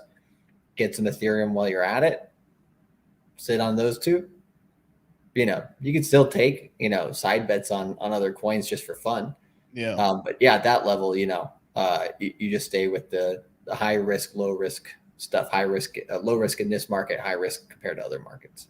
Right. And then the thing is too, those massive gains are only made on, like, there comes a point in time, right, once you're playing around with like 30, 40, 50 million plus, like it becomes kind of stupid to be putting more than $1 million or a couple million in some of these plays, because like Solana, yeah, you could put millions in that one, sure, but that's more of a mid cap, sort of high cap one and stuff like that. Well, especially if you're let into the doors early, as a VC, that's when you can go a little heavier too, because you're not guaranteed, but you'll get shot at making a lot of multiples. Yeah, and then there's this whole there's the multiples and stuff, and then there's like tons of shit to invest into as well and stuff, and then but even half these guys who are doing these ICOs and stuff, I mean, most people are doing 50 grand on the ICO at most, because sometimes there's limits to what you even could put in the ICO. They won't even allow you. Like if you were allowed into the Ethereum ICO or whatever, or whatever rules there was, or Solana, you may have been like, you're putting 50 or they're like 100K minimum, and that's all you're allowed to. Some people were able to put $1 million in and stuff like that. So that's when it becomes why, like, when you're a big whale head, you're just taking shots on all these VC projects, because once you'll hit a Solana, you'll hit a Phantom, you'll hit a PulseChain and stuff. That's why PulseChain's so special, because everyone was just allowed in, and it's at the ground floor right now, and all you guys, I had some guys, all your super chats are going to be read. I promise you guys. So don't worry, you guys. If you super chatted, it will be read. I will answer it, you guys. Don't worry. And if you super chat me, it's never wasted. So, I guess that's true. So it's just like, don't live your life to the max. I mean, this is so true though. Like, I mean, we've all been sick before, but man, for any of you guys who've been sick and shit, like, man, when you're sick for weeks, anything to get better. It's like we take health so like seriously and not seriously at the same time. It's take for granted when you're healthy. Very for granted. But hey, body work, But when you're sick for weeks on end, you're just like, oh my God, man, when will I ever get better? I mean, and then there's people who really getting sick or their health really goes down, and it's like they'll do anything just to feel better. When you die, you don't take anything with you. You might as well spend it. I mean, not all at once, When I die, I put my money in the grave. No, I mean, you could spend it on, like a solid gold casket, or, you build a pyramid. I listened to an interview of Ben Mala today with, I think We Up Big podcast or something like that. It's like this podcast show, and at the end there's like, so what are you doing to for your legacy schmelicy and stuff? When you fucking die, you die. That's it. They fucking forget about you. They forget about you. They forget about you. Look at Michael Jackson. He's incredible and stuff like that. No one talks about Michael Jackson anymore. And like, sure, his music's great and everything like that, but they forget about him unless you're like, which he's kind of not even wrong either. Like you are remembered, like your family will remember you, and so, but like over time, like 50 years, chill chat. Just make sure you have those crypto keys so you can spend it. Right, your crypto doesn't end up like that, forgotten. Exactly right. But like, I mean, he's the sort of thing. He's like, I'm just trying to put my kids in position so they can live their good lives and stuff, and they're working hard to keep this money and stuff like that. And then two is like, Ben actually has a business where they actually have to go out and look and stuff. So like, I think he's doing a great job with his kids and everything like that. But most people aren't in that position. Like they've done a terrible job of raising their kids. So, but it is. I mean, it is what it is. I mean, like we all grew up different and stuff like that. I mean, for me, it's just weird when a guy is when a father isn't out there working. It's just kind of a weird to me. Yeah. But like, it's just some people. Yeah, because some people are like in the active building phase and stuff like that, and other people have already just had money the entire time and are just chillaxing and stuff, which is kind of like, yeah. Yeah, I mean, you can run out of it pretty quick, and inflation is crazy. So, I mean, one of the goals that I've set for myself is just like to have enough so that I can live, well into about 120 years old, just to make sure that you have enough. 150, Charlie, 150 or bust. Yeah, 150 is fine, I guess. I don't know, but like, I mean, just so you have enough runway to be like, you'll never have to worry about it, right? So like, yeah, because like, you know how much stress that takes off like the rest of your life, like the fact that that's freaking possible in crypto within like anywhere between like an 8 to 12 year period for most people if you really build that citadel, like absolutely insane. Got you. Oh man, listen, gents, I got to convince and apologize. Last summer, I got scared off and soured in the bear market, stopped stacking, came back in November when we first started pumping. Thanks always for staying true. It's not too bad. Not too bad, brother. Not too bad, but for now. What I would say, right, is the people that I get the most annoyed with just because they're squandering the opportunity are the people who wait to come back until new all-time highs. They would come at new all-time highs and then they, make a few X's, then they dip out again. Like they're there for like 9 months of the 4-year cycle. And I'm like, you're going to make some money. You're going to make good money over that period of time, but you're only going to be rich. You're never going to become wealthy. Right. So the more consistently you can pay attention, because even in the bad times, even when it's like really hard to, be like, hey, there's not much going on. There's not much to study. Well, what can you always study? You can always get better at the craft, right? You didn't do the last bull market perfectly. Nobody ever does. You didn't do the bear market perfectly either. So what can you get better at? Go read a book, go watch, some tutorials, whatever you need to do. Hey, we have this thing called the crypto mindset course. Imagine that, right? Sharpen your sword, get better, and you'll have a great cycle. So it's the people who get chewed up and spit out of this industry that fail, really. I mean, that's the reason we do it as well. And also keeps us hyper paying attention. It keeps you guys hyper paying attention, and it keeps everyone on their toes. I mean, dude, like it gets to a point too, your portfolios are going to grow so steadily. Once you're at 40,000 and you have the next leg up, like, dude, it comes quick. Where like you're at 40,000. And then it goes to like you're like in $100,000 territory, and the course is like less than $1,000 if you pay in crypto, because you're gonna be in crypto. You're gonna pay so cheap. It's so cheap as hell. Dude, we have bro. I'm telling you, every time we go to Miami, we get around people and they're like, brother, you gotta $5,000, $10,000. I'm like, no, like the whole thing is basically we're trying to onboard as many people as possibly can. But I think your mic's a little far away or something. Oh, really? Okay, let me fix this. Like, because it was like for just a second, it wasn't catching you quite right. Okay, so a little better now. Yeah, that's way better. Okay, yeah. So yeah, it's just we're trying to master our craft, get everything better, but we're here for you guys. But like a lot of you guys, like you take it as insurance, Take it. You're like, oh, let me pay attention. And that insurance of you guys paying attention, making sure that you're in it and stuff is going to keep you more motivated and fucking paying attention and stuff. We're doing a lot of research. We're looking out for trends and stuff like that. And then the rest of the community is also looking out for stuff too. Like the whole tribe's hunting and trying to bring food back to the tribe. And so, yeah, and that's what I love is like in every cycle, actually every quarter that we do the crypto mindset course, we make the tribe bigger, better, stronger, right? And like bringing back all the meat, right? Like, so it's just like, it's crazy to see like, there's some people who are starting YouTube channels, some people who are starting NFT projects, some people starting, coins or whatever.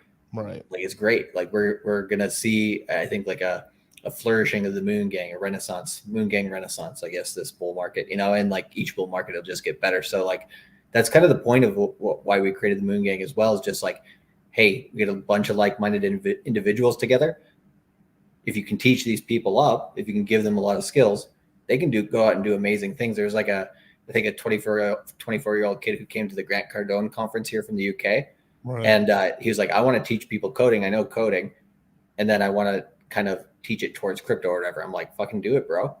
Because, there's so many skills that could just be taught. But yeah, I think a lot of people are kind of scared to add to the space. And so that's something that, is to be encouraged, because something like PulseChain, for example, right? That the network is only as good as the participants. If you don't participate, if you just put money to the network, I mean, cool, that's good. But the more you participate, the bigger the rewards as well. Definitely. All right, let's get into the super chats, you guys. So we've got Dave 125ism. The $5 super chat. Moon math me, man. 200 I'm guessing million, I guess, or K. Let's see. That's probably like 250K. K, yeah. No, well, I mean, there's no way. I mean, it'd be like then he'd be talking about like $30. I'm just gonna say it's millions. Yeah, because it could be who knows, right? PHEX, 100K pulls, 20 billion Pedron, zero, just all going to zero. No, I mean, this will do. I mean, this is going to do really. I mean, it should do really well, man. I mean, like we're talking about guesstimation here. I think 40 to 20, it's like 10 grand in PulseX and stuff. We're talking about almost 20 on PHEX. PulseChain's a decent bag as well and stuff like that. So I mean, you're already right. I mean, in this range here, you're already in the $30,000 plus range already on this portfolio and stuff too, with fluctuations and stuff. I mean, this is going to do pretty well, man. You're going 6 figures. That's not going to be a problem as long as there isn't a fucking meteorite or some crazy event and stuff. Sunspot, Black Swan event, World War III. Outside of those things, right? Because at that point, it doesn't matter what market you're in. Like, shit's got to go down. But yeah, what was it that Einstein said? World War III will be like whatever, and then I forget what's the phrase. Like, the next war will be fought with sticks and stones or something like that. Yeah, World War III will be fought with nukes and stuff, and the World War IV will be sticks and stones. Right, yeah, something like that. So it's just like, yeah, when that shit happens, like, yeah, nobody's gonna give a shit about crypto at that point. So you should do really well. The big speculative ones here are really the loan token. The incentive token is going to do pretty decent because you can yield farm it and stuff. And we were right about sub-dollar loan being a decent buy and stuff. But it's all just depends on how it goes. I mean, if we're talking like, let's just say a minimum like PulseChain can get to like $2,000, 2,000. Let me put math real quick. Doing math here. I mean, dude, the PulseChain gets to about like 20% of a penny, right? Which is not a penny, which is not like 3 cents and stuff like that. I mean, just the Pulse bag alone of being 160 million, that's 320 grand. So let's just say PulseX is half of that, right? So that's I'd say that's another 180 grand right there. Not bad. I mean, the numbers get pretty crazy. I mean, you could be touching maybe like high 6 figures, maybe low 1 million or something like that. And that's not with continual DC. I mean, if you continue to DCA, gets you there faster. And the whole thing is about getting there faster. Stuff too. And two, because you are pretty much in the. Go ahead. In what way do you mean getting there faster? Oh, just because you have more coins, you kind of can hit these big like unit bias sort of like things. You mean accumulating the positions that you want faster? Yeah. I mean, like if he just has this and that's all he has and doesn't do anything more, then he'll have to wait much longer into the cycle to hit like these whoa moments, right? Where like if you stack more now, keep growing and stuff, and I'm not gonna shit on you for just having Pulse. If that's your bag, that's your bag. Hyper focus on it, but you got to accumulate as much as you possibly can now, because once the train gets going, it's gone. Well, and like there's stages to it. When do you need to accumulate that by? I would say stage 1 is coming near completion, right? And that's pretty much May, June of this year. That's the first check mark. And like you might even this might be something interesting, right? You could check mark that as portfolio 1, low risk, early entry, hold for the bull market. Then start a portfolio 2, right? Which is, oh shit, quicker moves, shorter term plays, stuff like that. But that'd be a little bit extra complex. You don't necessarily need to do that, but you just have to understand that the more you buy, the closer Bitcoin is to previous all-time highs. That's going to be higher risk. But anything after Bitcoin all-time highs, if you're here now, you shouldn't have to be doing that unless it's a brand new coin at that point and you're just like, hey, I want to take a shot, you know, but brand new coins are different rules. Right. Yeah. So next we got Crypto Boogeyman, $5 super chat. Something monkeys. God damn it, Boogie. Lazy Louis Slugger, I guess, or Bill Slugger. Yeah, $10 super chat. Hello, my friend. Purchased the CMC yesterday. Nice. Set up my Telegram account today. Sent the email via Telegram as requested. I haven't received any course info, any help. So, in terms of some of the info, you have to learn about Telegram is once you're in the group, there's going to be something. So refresh your app. Once you're on Telegram, there's going to be something like a little box at the tippy top of the chat where it's pinned. You click on that, and it will take you to the pinned information on that thing. And that will take some like, for example, the I think the links channel. We have the first pre-recorded webinar in there, but that was in the links channel. I don't think it's been pinned at the top of the chat for that one in particular. Yeah. And so like usually, the pins will have like our previous webinars and anything that we've alerted people to, but double check the links channel. Cause there's some people sometimes, I think it's like out of, 500 people, it's like usually 5 or 10 people, but sometimes people don't click the invite link to the links channel as well. And that's where all the resources will be aggregated to. Yeah. So make sure you check the email that you get back because you get 2 links, which is to 2 groups. The links one's got also the link that when we start the live webinars, that's where the link's going to go as well. So make sure you have both kind of like siloed off, man. There you go, dude. Darius M, $5 super chat. Thank you, brother. If you did have a super chat or something like that, write the words below and stuff. We'll give it to you. I like picnic table at the beginning of the chat, or just the brand new. I think that was good. Picnic, the curly fries. Just joined the quarter one, watched introduction video, already worth it. There we go. Saying, man, a picnic table. Don't try to phonetically say that one. The picnic table. No, there's this anyway. I don't want to get into it. But Danielle with the Australian $5. Hi, Miguel. It's my first cycle. I'm 17. I'm in Australia. What exchanges should I buy on? And do I move it off exchange once I buy it? Yes and yes. So you should be able to do Coinbase, but I would probably start with Kraken. You can in Australia. There is this local. I'll double check our sources and stuff like that. But there should be I know there's a local Australian one that everyone uses down there and stuff. But just don't use the kangaroo bug. But sign up to all the majors and stuff. And go ahead, Charlie.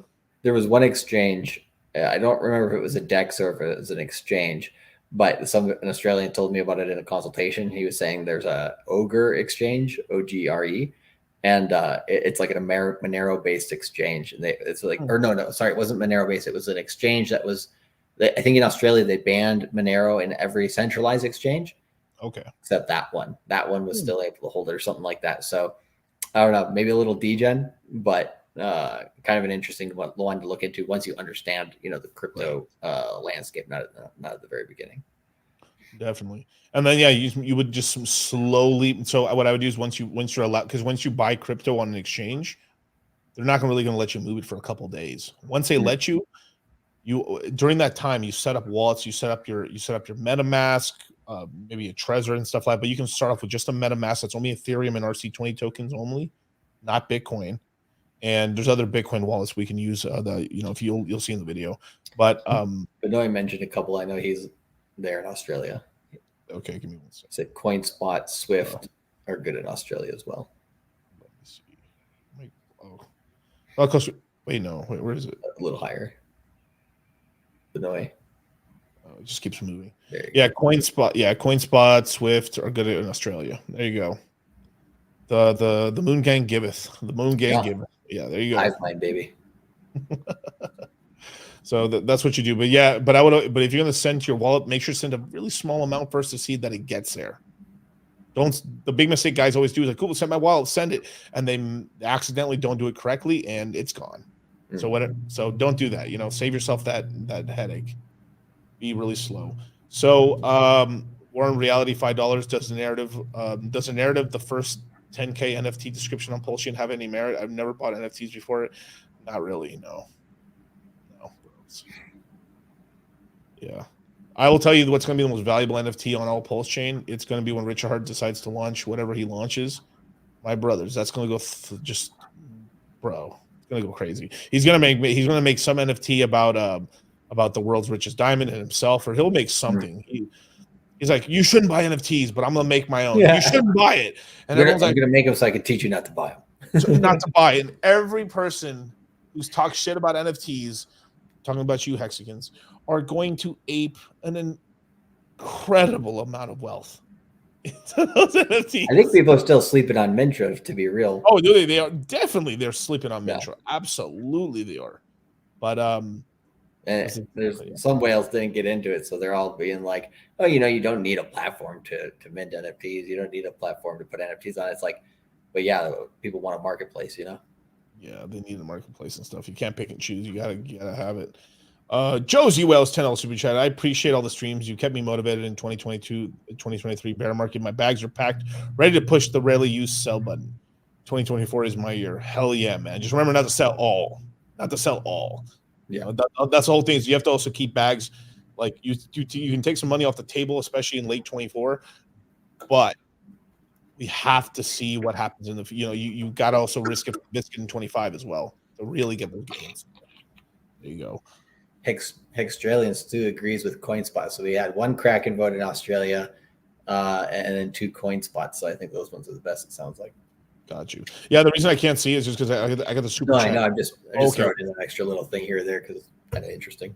So Luna Classic Maxi, brother, there's better coins out here, dude. I'm sorry, dude. I am sorry, bro. Luna is not gonna get you to the promise. I promise you that, dude. Maybe he's just day trading the bottom, Yeah, if he's day trading making money, bro, cool. Hey, more power to you, dude. But just being honest, dude. Tell Myron about Parcel, you long or short real estate. He's not gonna care. I mean, look, I know Myron. He's going to give 0. I wish I could muffle it out and make all kinds of 0. And this is not like, dude, thank you. I mean, it was too far. It was too far. Oh, yeah. But Myron's just not going to care. He's on his mission in terms of his plan for what he wants to do as real estate. He's trying to make recurring income real estate, trying to buy single family homes and multifamily homes. That's what he's doing. He's going to stay on the mission. That's what he's doing. He's going to invest side money into crypto. And then anything else back into his business. So that's it, and so he doesn't want to, I mean, it's just, but it's true. I mean, he's just maybe one day in the future, I think maybe eventually once he hits a certain, a level for whatever that is for him, I don't know. Everyone's got a different number, but once he hits that number, then maybe he might see all right, let me start speculating on some other stuff once he hits a number. But I don't think he wants to long or short real estate at all. The first time I had a consultation with him at the end of 2019, I said, I was trying to explain to him different things about Bitcoin and as proof, right? I was showing him some on-chain data and stuff like that. He's like, bro, I can't do that. He's just tell me what to do.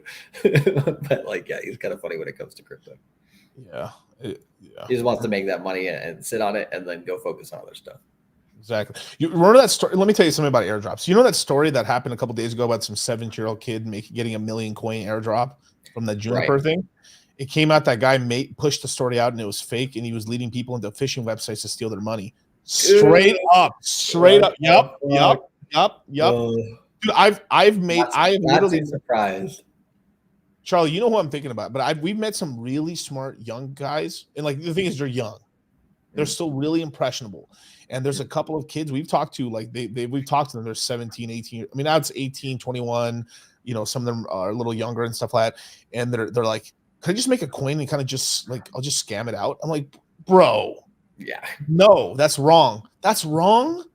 Is it? Yes, it is. Give me a. They're thinking about moving to Colombia and dude, literally, we've had kids come up yo, I'm thinking about launching this NFT collect. No, I'm gonna rug it. I'll move to bro. What's gonna happen? God's gonna get his fucking meat out of your. What's gonna happen? You're gonna rip some people off. You're gonna go to Colombia, and you are gonna get organ harvested. Oh, bro. No. Don't wish that on nobody. Goddamn. You're gonna get a spicy Latina that's gonna take you for everything you got, bro. Sheesh, because you're under 24. You're retarded. You're gonna get taken advantage of. You're like, first little piece of coochie you ever got in your life. Woo, that Latina's gonna take it all, baby. Gets married under somebody else's justice system. Oops. Yeah. Yeah, cool story, bro. No, it's real story. Real story. You gotta be careful. Well, luckily we talked him off the brink, and he stayed on the side of good. Like you can make money off of airdrops and stuff. You can, but it's but it gets to a point. It gets to a point whether like how much work job versus like if you're high knowledge, you had super large amount of time, you could make some money in that and cobble together like a portfolio and stuff out of that, and then move things around.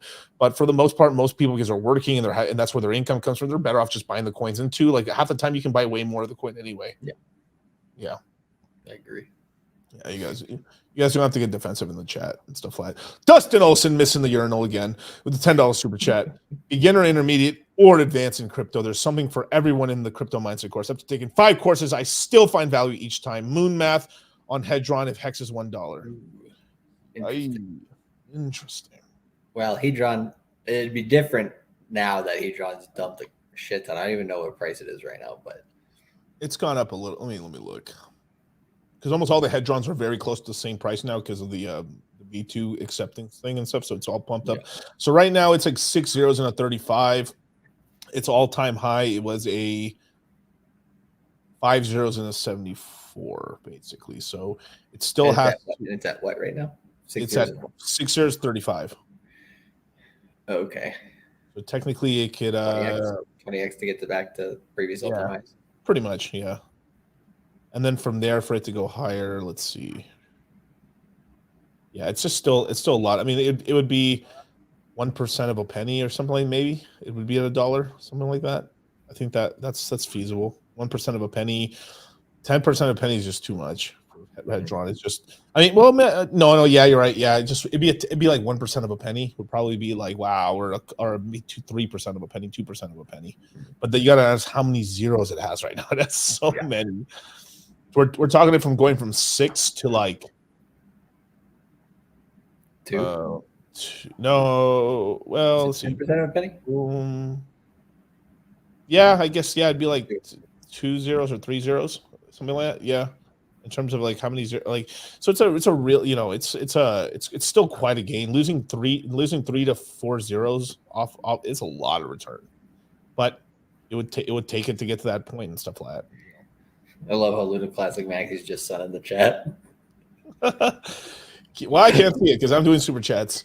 Keon Blake, man, with a $5 super chat, man. Would I be better off with 1 ETH and 5% of a Bitcoin, or 1 on 1? I think with the Ethereum. I mean, really. I mean, well, how much right now? 1% of Bitcoin is about $4,000. 1 ETH is 2,000. Yeah, 2,000 and stuff like that. Because a tenth of an ETH would be. So you'd be able to get 2 ETH for 0.1 Bitcoin. Yeah, I mean, at that point, really, honestly, brother, I just tell you get the Ethereum. Just go Ethereum. Just go Ethereum on that. Yeah, at this stage, because like we got Ethereum's ETF either May 23rd or August 7th.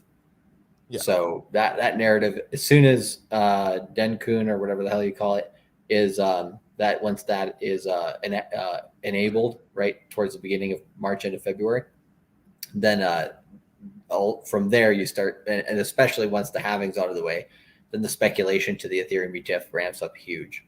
Yeah. So yeah, go with the Ethereum. Like, I mean, because it's like, especially at that level, because you're better off stacking more units and stuff of Ethereum right now while it's cheap, and then there's just more upside for Ethereum right now. Later on, once you've made some really good gains, you could probably roll some back into Bitcoin, and you're fine, and you'd have more of an even bag. But I would still continue DCAing no matter what, brother. Like now is the time. Like now, these 6 months is the time to get these awesome assets at cheap prices. Nellyville, I was gonna say Nellyville's comment in the normal chat. Smart. Let me look. Boom. Let's see. Nellyville, man, 23. Just paid for my CMC quarter 1, 2024 and received $200 Citadel discount. Shoot, thanks, guys. It pays to be in the Citadel. Pays to be in the Citadel, I'm telling you, because just let it stack up and stuff like that. I mean, you basically can almost get a course for damn free if you're in there for a year. And really, you can. 60% off. Yeah, it's what is it like? Plus the 15% you pay in crypto. That's 75% off. So you're literally getting like $750 off the course. Not bad. Yeah, I think that's lower than the price of the original course. Yeah, the original crypto mindset course in 2020 was probably $399 or $399 or $299. Yeah, something like that. So, anyways, that whole 1 year discount's about that. So yeah, you get the course for the price of Q1 or Q4 2020. So not bad. We got Thomas Anderson with the $5 super chat. Should I stay away from using ZKX given what's happened to Tornado.cash? Can Sleepy Joe admin track PulseChain data and freeze my money going back to fiat? What? I mean, you'd have to get flagged for something really bad. Like you'd have to do some like really like newsworthy stuff for them to freeze your stuff. You got to be doing North Korean deals. You got to be funneling money to the fucking like. You have to be doing something ridiculous to get your money frozen. I mean, holy crap. It's usually after the fact and stuff. It's like, and you haven't paid years of no paying taxes and all this stuff. And I mean, it has to get to the ridiculous level. I mean, it would be really strange for them to just randomly target you for no reason. You're wanted. You're wanted. That's right, Anderson. Just send it this way. I mean, community fund. That's it. It is the Wild West out here, so hey. Yeah. So there you go. MMMM with AED with I don't have a comment on there. Oh, he's put it down here. Okay. I'm bullish on Sol. I got 25K in Sol, 10K in Juniper, Polyageno, Nausea. Do you think it's better to accumulate salt, more salts? I think the salts can still bleed more, personally. So, I mean, June's held up right now. Let me, where's June's? I think it's 50 cents last time I looked. June. Yeah, Juniper right now is currently at 56 cents. If we do head into a more turbulent time, and if the longer Sol doesn't pump, the more guys get nervous in the alts a little bit. Like, and with the Sol alts, you have to be very, very, very selective. That's one thing we're definitely going to be talking about in the top 50 coins and in different parts of the course.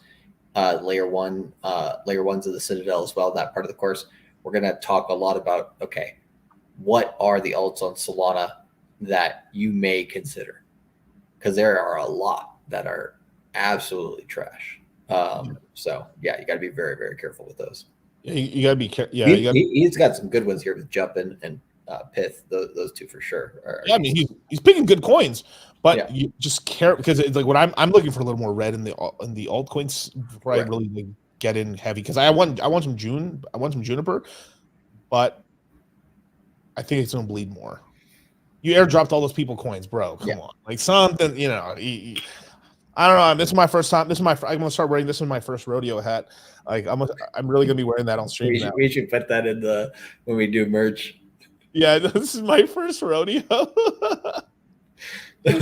Oh man, that's hilarious. But thank you so much for the super chat, brother. I really appreciate it. So I mean, dude, you are gonna do you have 25,000 in Sol right now, bro.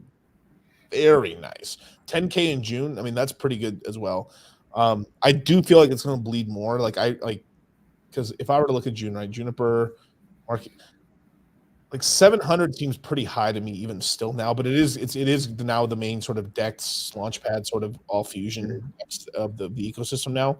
But I really believe it can bleed a little bit more down to below half a billion market cap and stuff to like. Or lower and stuff. It just depends on if we get kicked a little in the teeth. I shouldn't wish for dumps, but like I kind of be nice. Hey, you know, more opportunity, right? Ultimate Gamer. This is an interesting question too. Is Dogecoin a good buy right now? I think it is. Sub 10. I said this on my past stream. Sub 10 cents. Yes, even at 10 cents, it's decent. I think I said Dogecoin absolute maximum price to buy it is 16 cents, right? And the reason I said that, right, is just because it's about getting these multiples, right? Now, let's just say I believe this psyop, this Mandela effect of saying that it never went to 80 cents, which is haram, it's lie. Anyone who's back there, and we know it went to 80 cents, right? And there's so many like pleb dudes that like, and so many guys who weren't there at the time that weren't looking at the charts and weren't there in real time that say they're just like, I want to be right. I gotta get this fucker on something. Let me look at the math. No, it was actually 70 cents. Why are you lying? Like, bro, come on, stop lying. But, or I guess they don't know. They're just too ignorant to really know. Dogecoin is a good buy right now. Now, the only red flag that'll happen with this is if Elon just says, I'm just done with Doge and everything, then that's not good for Dogecoin. That's not good for the dog coins. Dog with the hat rugged. That was nice. Oof. It was like Charlie was like that. Where like by what? How much? Because like last I looked at that recently, it wasn't down too bad. At least I saw it earlier today that it got like bam. Really? It was like bang. Down. Take a Yeah, look. it's down 10% in the last 24 hours. Oh yeah. You're right. Yeah, it's gone down pretty good. I think it went from like it was. Yeah, it came down a bit. So the main guy running it, he deactivated his Twitter, so that was like that's not a good sign. Not a good sign. Yeah. So Dogecoin a good buy right now? Yes, it is.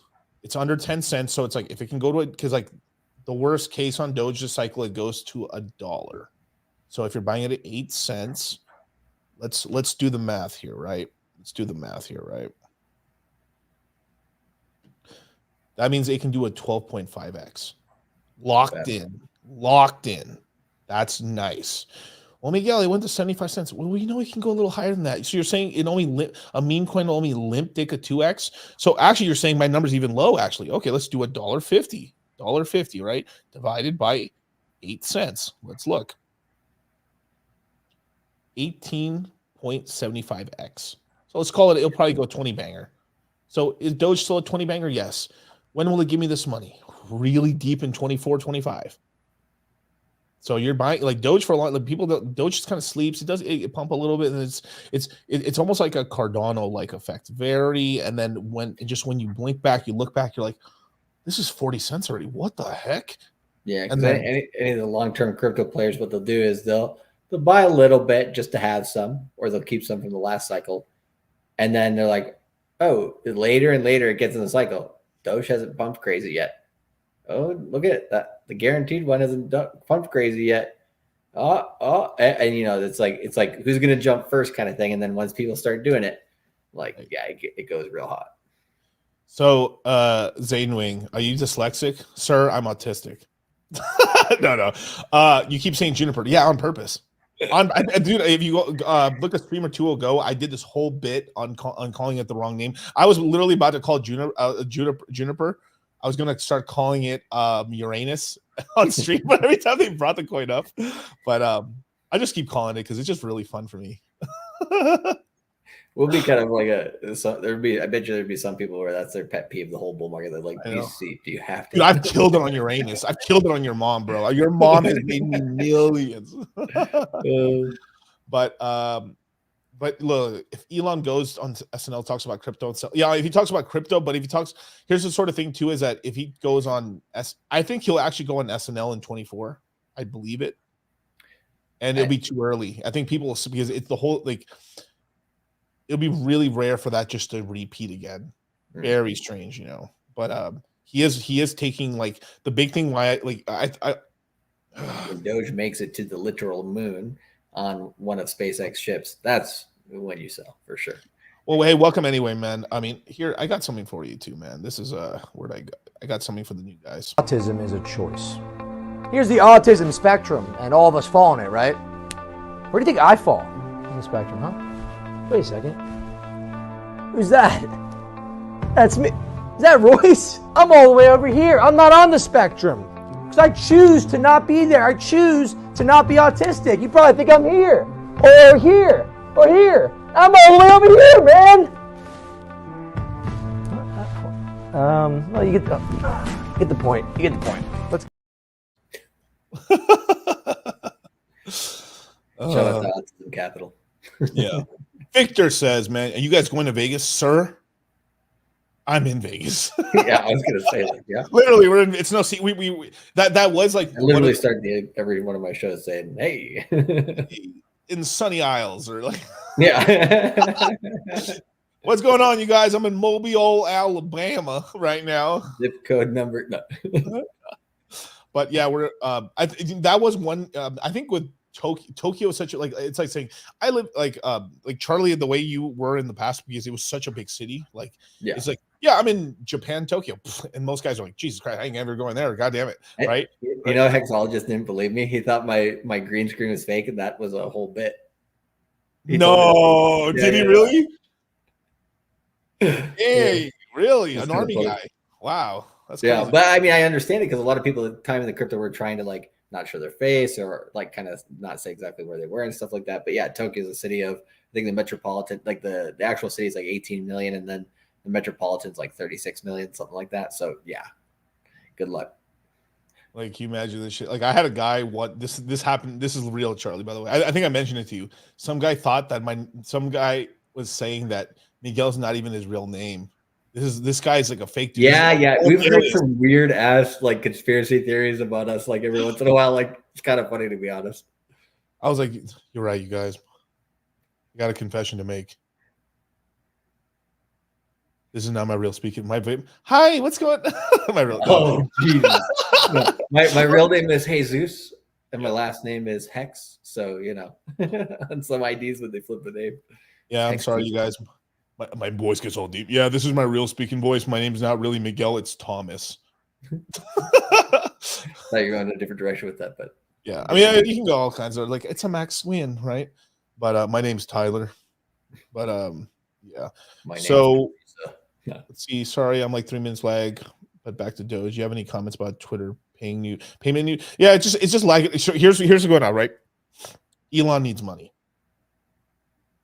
877 cash now. What how much was it that he got I think recently he wasn't able to pay himself. The board voted against him for like $55 billion. He's gonna pay himself that for Tesla. And they said it's too much to pay a CEO or something like that, so you can't take that much. They're starting to keep him away for his own goddamn money. Yeah, he does need money. He doesn't hear. This is why I know what his next lick is. Next, he's gonna take the Boring Company public. Yeah, that's when he's gonna have the cash to start doing this little fun stuff everywhere, and then SpaceX will probably be the real big one later on. So right now it's just Tesla. He has Tesla, right? He's got his little PayPal money still, and he made a lot of money on Dogecoin and secretly. Come on, let's just not play the, let me choose this random coin, Dogecoin, dun dun dun dun dun dun. Like, bro, come on. You think he didn't buy it for fractions of penny? Like, I can't remember when. Like, I think at one point $24,000 could have bought you like 6 or 10 million Doge or something like that. I remember having that much back in the day, and I mean, you don't got to do. I mean, like it's crazy money, you know. So I mean, what is it? $1 million right now is like 8. Yeah, so 8,000. Yeah, am I right? Yeah, $8,000 buys you 1 million coins, right? I'm doing my math wrong here. Maybe I am. I don't know. I'm not doing any math right now. It's too late. Yeah, we've been screaming a lot, you guys. We got calculators for that. Yeah, we do math, right? Like fucking crazy here. 100,000. God damn it. That's so lame. You see, like I remember old prices. Like so yeah. $8,000 will buy you roughly about 100K. Damn, dude, bro. I'm telling you, I had more Doge than the OG Doge guy. The Doge who got famous for Doge or whatever. I think he had 3 million Doge at the top. I mean, what he had maximum. Jackson Palmer, right? No. Oh no, Jackson Palmer's the fountain. No, he had way bigger bags than that. But no, I'm talking about the guy the teenager. The teenage. Well, I wouldn't say he's a teenager now. Like, he became. I think like full ass fucking caveman liver king beard. Yeah, I don't. Maybe we're talking about the different guy then. Yeah, like watch Dogecoin. Like I'll literally find it in 2 seconds. See Doge coin.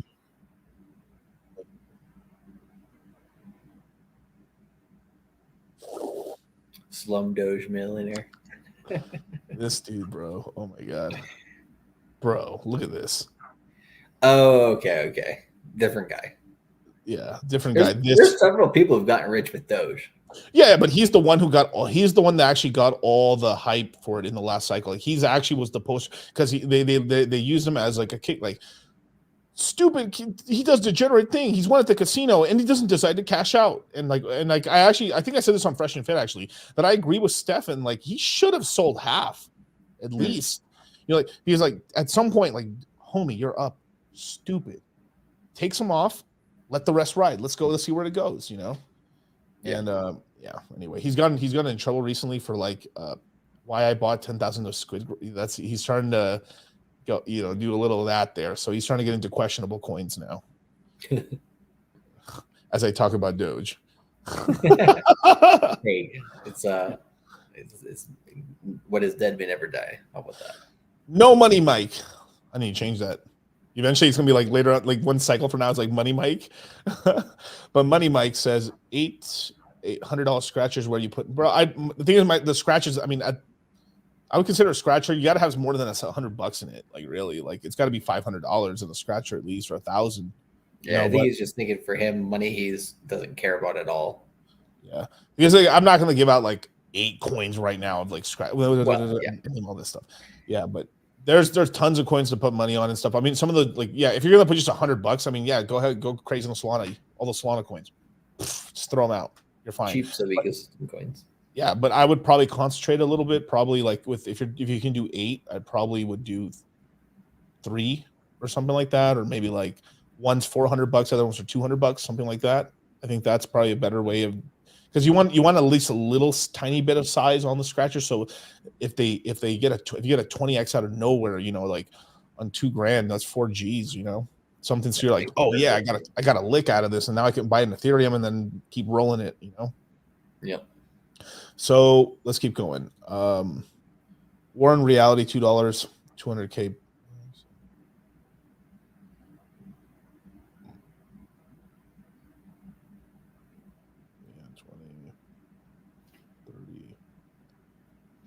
If it's just that right now, then I'd probably say you're looking at like, and this isn't all-time highs, it's just kind of like if you get to 20% of a penny or something like that, that's like talking about 20 grand in the other one, 10 grand in the other one, so you're 30 G's right there. The other one's like X. Yeah, so I mean you're probably at like kind of middle to end of the market, kind of middle, like I would say like middle high market and stuff. You're probably like 50, 60, 70,000 in that range there. It can go higher than that, but you have to, I just keep DCAing, brother. I keep DCAing and stuff, but like you can get pretty decent. I mean, this is already like going to be some decent plays. This is like a 50K bag plus. This isn't like getting into any of the crazy. I mean, PulseChain gets to a penny, brother. I mean, holy crap, dude. Like that's really nice. I mean, that means like it's like 10. I mean, that's 100. I mean, it's a penny. A penny at that point, was it 10 grand? Yeah, a penny, 10 grand per million.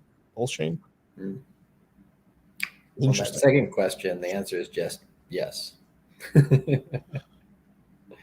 Yes. Phantom. What was it? Phantom ILV. Oh, the second part of the question. Yeah. Yeah, Phantom ILV and IMX. Yeah, of course. I would put personally in terms of a PEMDAS, I would put Phantom first. In terms of risk, it's Phantom ILV IMX. Yeah, but ILV and IMX, they'll take turns, kind of flip flopping it. Yeah, if you want to be a little more, I guess it's like if you want to just take a safer, more like stable bet, Phantom IMX than Illuvium, I guess, because like IMX might be a little bit less risky. Yeah, and stuff like because like if Illuvium just flops their game. I think they'll still make returns just in the bull run, and they'll kind of bring it back together. I think they'll find a fucking way no matter what. I think so too. So too. But it just all depends. It's like we're here. No guarantees though. No guarantees and stuff. Yeah. So risk it for the biscuit, baby. Let's do it. Already done. Yeah. But so obviously, if you're going to get into all of them, I'd get into all of them. But looking right now, if I were just to look on what I believe is cheap right now.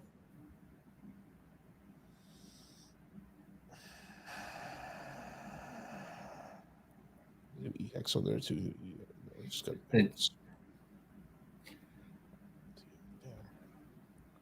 yeah, it's all looking like it's all kind of like almost like I feel like it's almost all evenly fairly priced. Beforehand, you had PulseX so much cheaper, or but it's all like kind of like rebounded to like be almost like where it should be without the coins pumping up higher.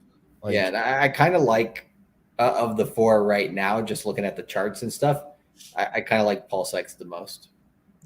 It was the most it was the most sold and still, and more people are now taking a little more seriously now too. So, because this normally, if this move happened and people are still kind of like like pissy on PulseX, it'd be like low 30s right now on this. So that's how much stronger it's gotten. So yeah, PulseX, it's still half a sack. So that's pretty decent.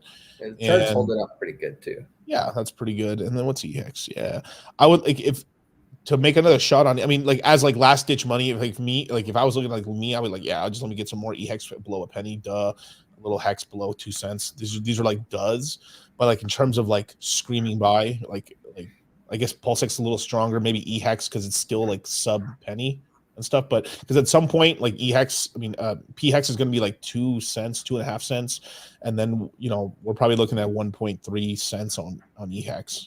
So yeah, and also you got to think about time, right? Like even if one or the other is stronger than the other now or in a different position, which one can you hold for the next year and a half, right? So whichever one you understand best is usually that. But you never go wrong with the main ecosystem coin either, which is Pulse. The fuck? Yeah, people are weird. Go ban that fucker. Anyway, let's see. PulseX, yeah, it doesn't matter. Yeah, PulseX has been outperforming this entire time, upside, downside. Will this trend continue? Yeah, it's gonna be more volatile because you have more fucking paper hands. I think I would say another 6 months, and then it becomes the people in PulseX become a little bit more not paper handage but still, no matter what, like people will look at PulseX versus PulseChain. PulseChain is going to be a little more secure because it's PulseChain. It's going to like people are more hesitant to sell their PulseChain for stuff versus PulseX because a lot of people are using PulseX as their cash register. Well, I have an extra billion here or an extra 100 million Pulse. Fuck it, go into this thing or that thing. Now it's like this is starting to cost a lot of money, Charlie. I mean, a billion. I mean, remember you guys. Remember at the bottom. How much was a billion? $9,000. How much is today? 47,000.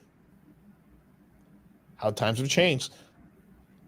Yeah, 10. I mean, there's guys. I bet you there's guys thinking out here like they're probably making $100,000, $80,000, and they're like, damn, dude, this is most of my like kind of DCA cash right here. I could buy a billion PulseX. Nah, I just won't do it. And then now it's like, bro, it's worth more than half of the money I'm making a year cash. Yeah, that's why you got to take. I mean, this is why at the bottom of the market, like the two DCAs, because I had PulseX already. I'd done some ratio trading in order to grow bags and stuff during the whole launch, bear market, all that stuff. I made 3 DCAs. I made it at the bottom 9. Literally end stream. I talked about it on stream, so go look for it because I ain't going to do it right now. But we've been straight clip it, and then you'll see like, and I'm gonna be like moon ran rockets. But we gotta clip that right there. Yeah, they're gonna clip that. I know. I did one at 9. I did one at 10, and I did one at 11. And really, I would say probably the 11 one was bigger. But like the 9 one was just like I had to I have to do it now because I haven't been DCing at all any cash. I've been buying PulseChain at the lows and I've been buying EHEX, PHEX, but I was like, you know what? It's kind of the last thing on the grocery list. It's in the trash bin right now. Okay, I'll pick you up, baby. Come on, let's go. Pimp's got to make some money, and then it went, dust it off. Yeah, dude. Ban this fucking weirdo. Talking about killing frogs. No, this is a frog plus channel, sir. This is like we take murder of frogs seriously here. No, this is why we're against the fucking French. Now, Pedro Torres, is Exodus a good platform to trade on? It's a useful tool in order to if you need to get quick like AVAX or a quick Solana or something like that. But the fees are a little high, honestly. They really are, but in a pinch, it can get you there. So use it. I use it as a tool sometimes. Like sometimes if I need to just like I need to bridge a little extra money here, and all right, fuck it, I'll sell some AVAX on to buy some Solana and move it around. It's really is useful too to dump some Bitcoin and stuff too into other coins if you need to. But the fees are a little like ridiculous. I mean, it's not it's like you're paying like an extra 0.5% more than you should be. Like it's it's like. But in a pinch, it helps out. So I like the Exodus wallet for its tools and stuff. And I know you're talking about the online Exodus platform and stuff. I had for the wallet and stuff, but it's still sort of a DEX. But I mean, I will say this. So it is useful that you're able to sell almost any on-chain, any coin you want. Like you can sell Bitcoin for Ethereum, you can sell Bitcoin for Solana, you can sell this for this. It is useful. So I mean, I got to give it up to them. Like they're making their money. That's for sure. Before someone asks me and stuff like that, be careful. Like they're selling right now on Exodus. They're selling. They're starting to get the chance to sell their equity as a coin, and you can still get equity on it. Most of those equity plays, be careful, bro. Like you're just not going to see any returns or cash. I mean, let's be for real here. Like Nicholas Merton still owes me money. Let's just say that much. Yeah. Oh, people forgot. You think the Petra? Oh. Yeah, he's still. Yeah. Yeah. Well, yeah, he's still shilling the shit out of Radix. I'm like, bro, really? Radix? Yeah. So I know what you're talking about, which was the Fox thing or something, right? Yeah. Then there was Radix, which is a coin I think he got paid to promote or shill. And that one, he's basically still, what do you call it? Shilling the shit out of it. And I'm just like, I looked at it a couple times and I'm like, really? So the way I looked at it is like, all right, at the time it was it was under 10 grand, but like, I kind of thought, you know what? I like Nicholas Merton. I want to take a shot on this kid. And I chalked it up to the game, whatever, because he did give me great value and I'd like to watch his videos and stuff. But still, homie, like you basically like if I had a wallet launch, I'd be still 2-3 years later, and fuck all these other wallets. The DCCCC wallet is the best wallet in stores now. That's how you do it for because it's your wallet. Right. Well, and also it would actually have come out. Yeah. Right, because I think he never even fulfilled. I don't think he launched it. He quite. I try to look up emails for it. They've disappeared from my mailbox. It's incredible how it just got. Maybe I'm fucking crazy. Maybe this is a psyop. Maybe this is a Mandela effect and stuff. And Nicholas Merton's a good old good old Christian boy. Nothing. It's all it's haram. This dirty Mexican is just talking lies against this beautiful white man. But.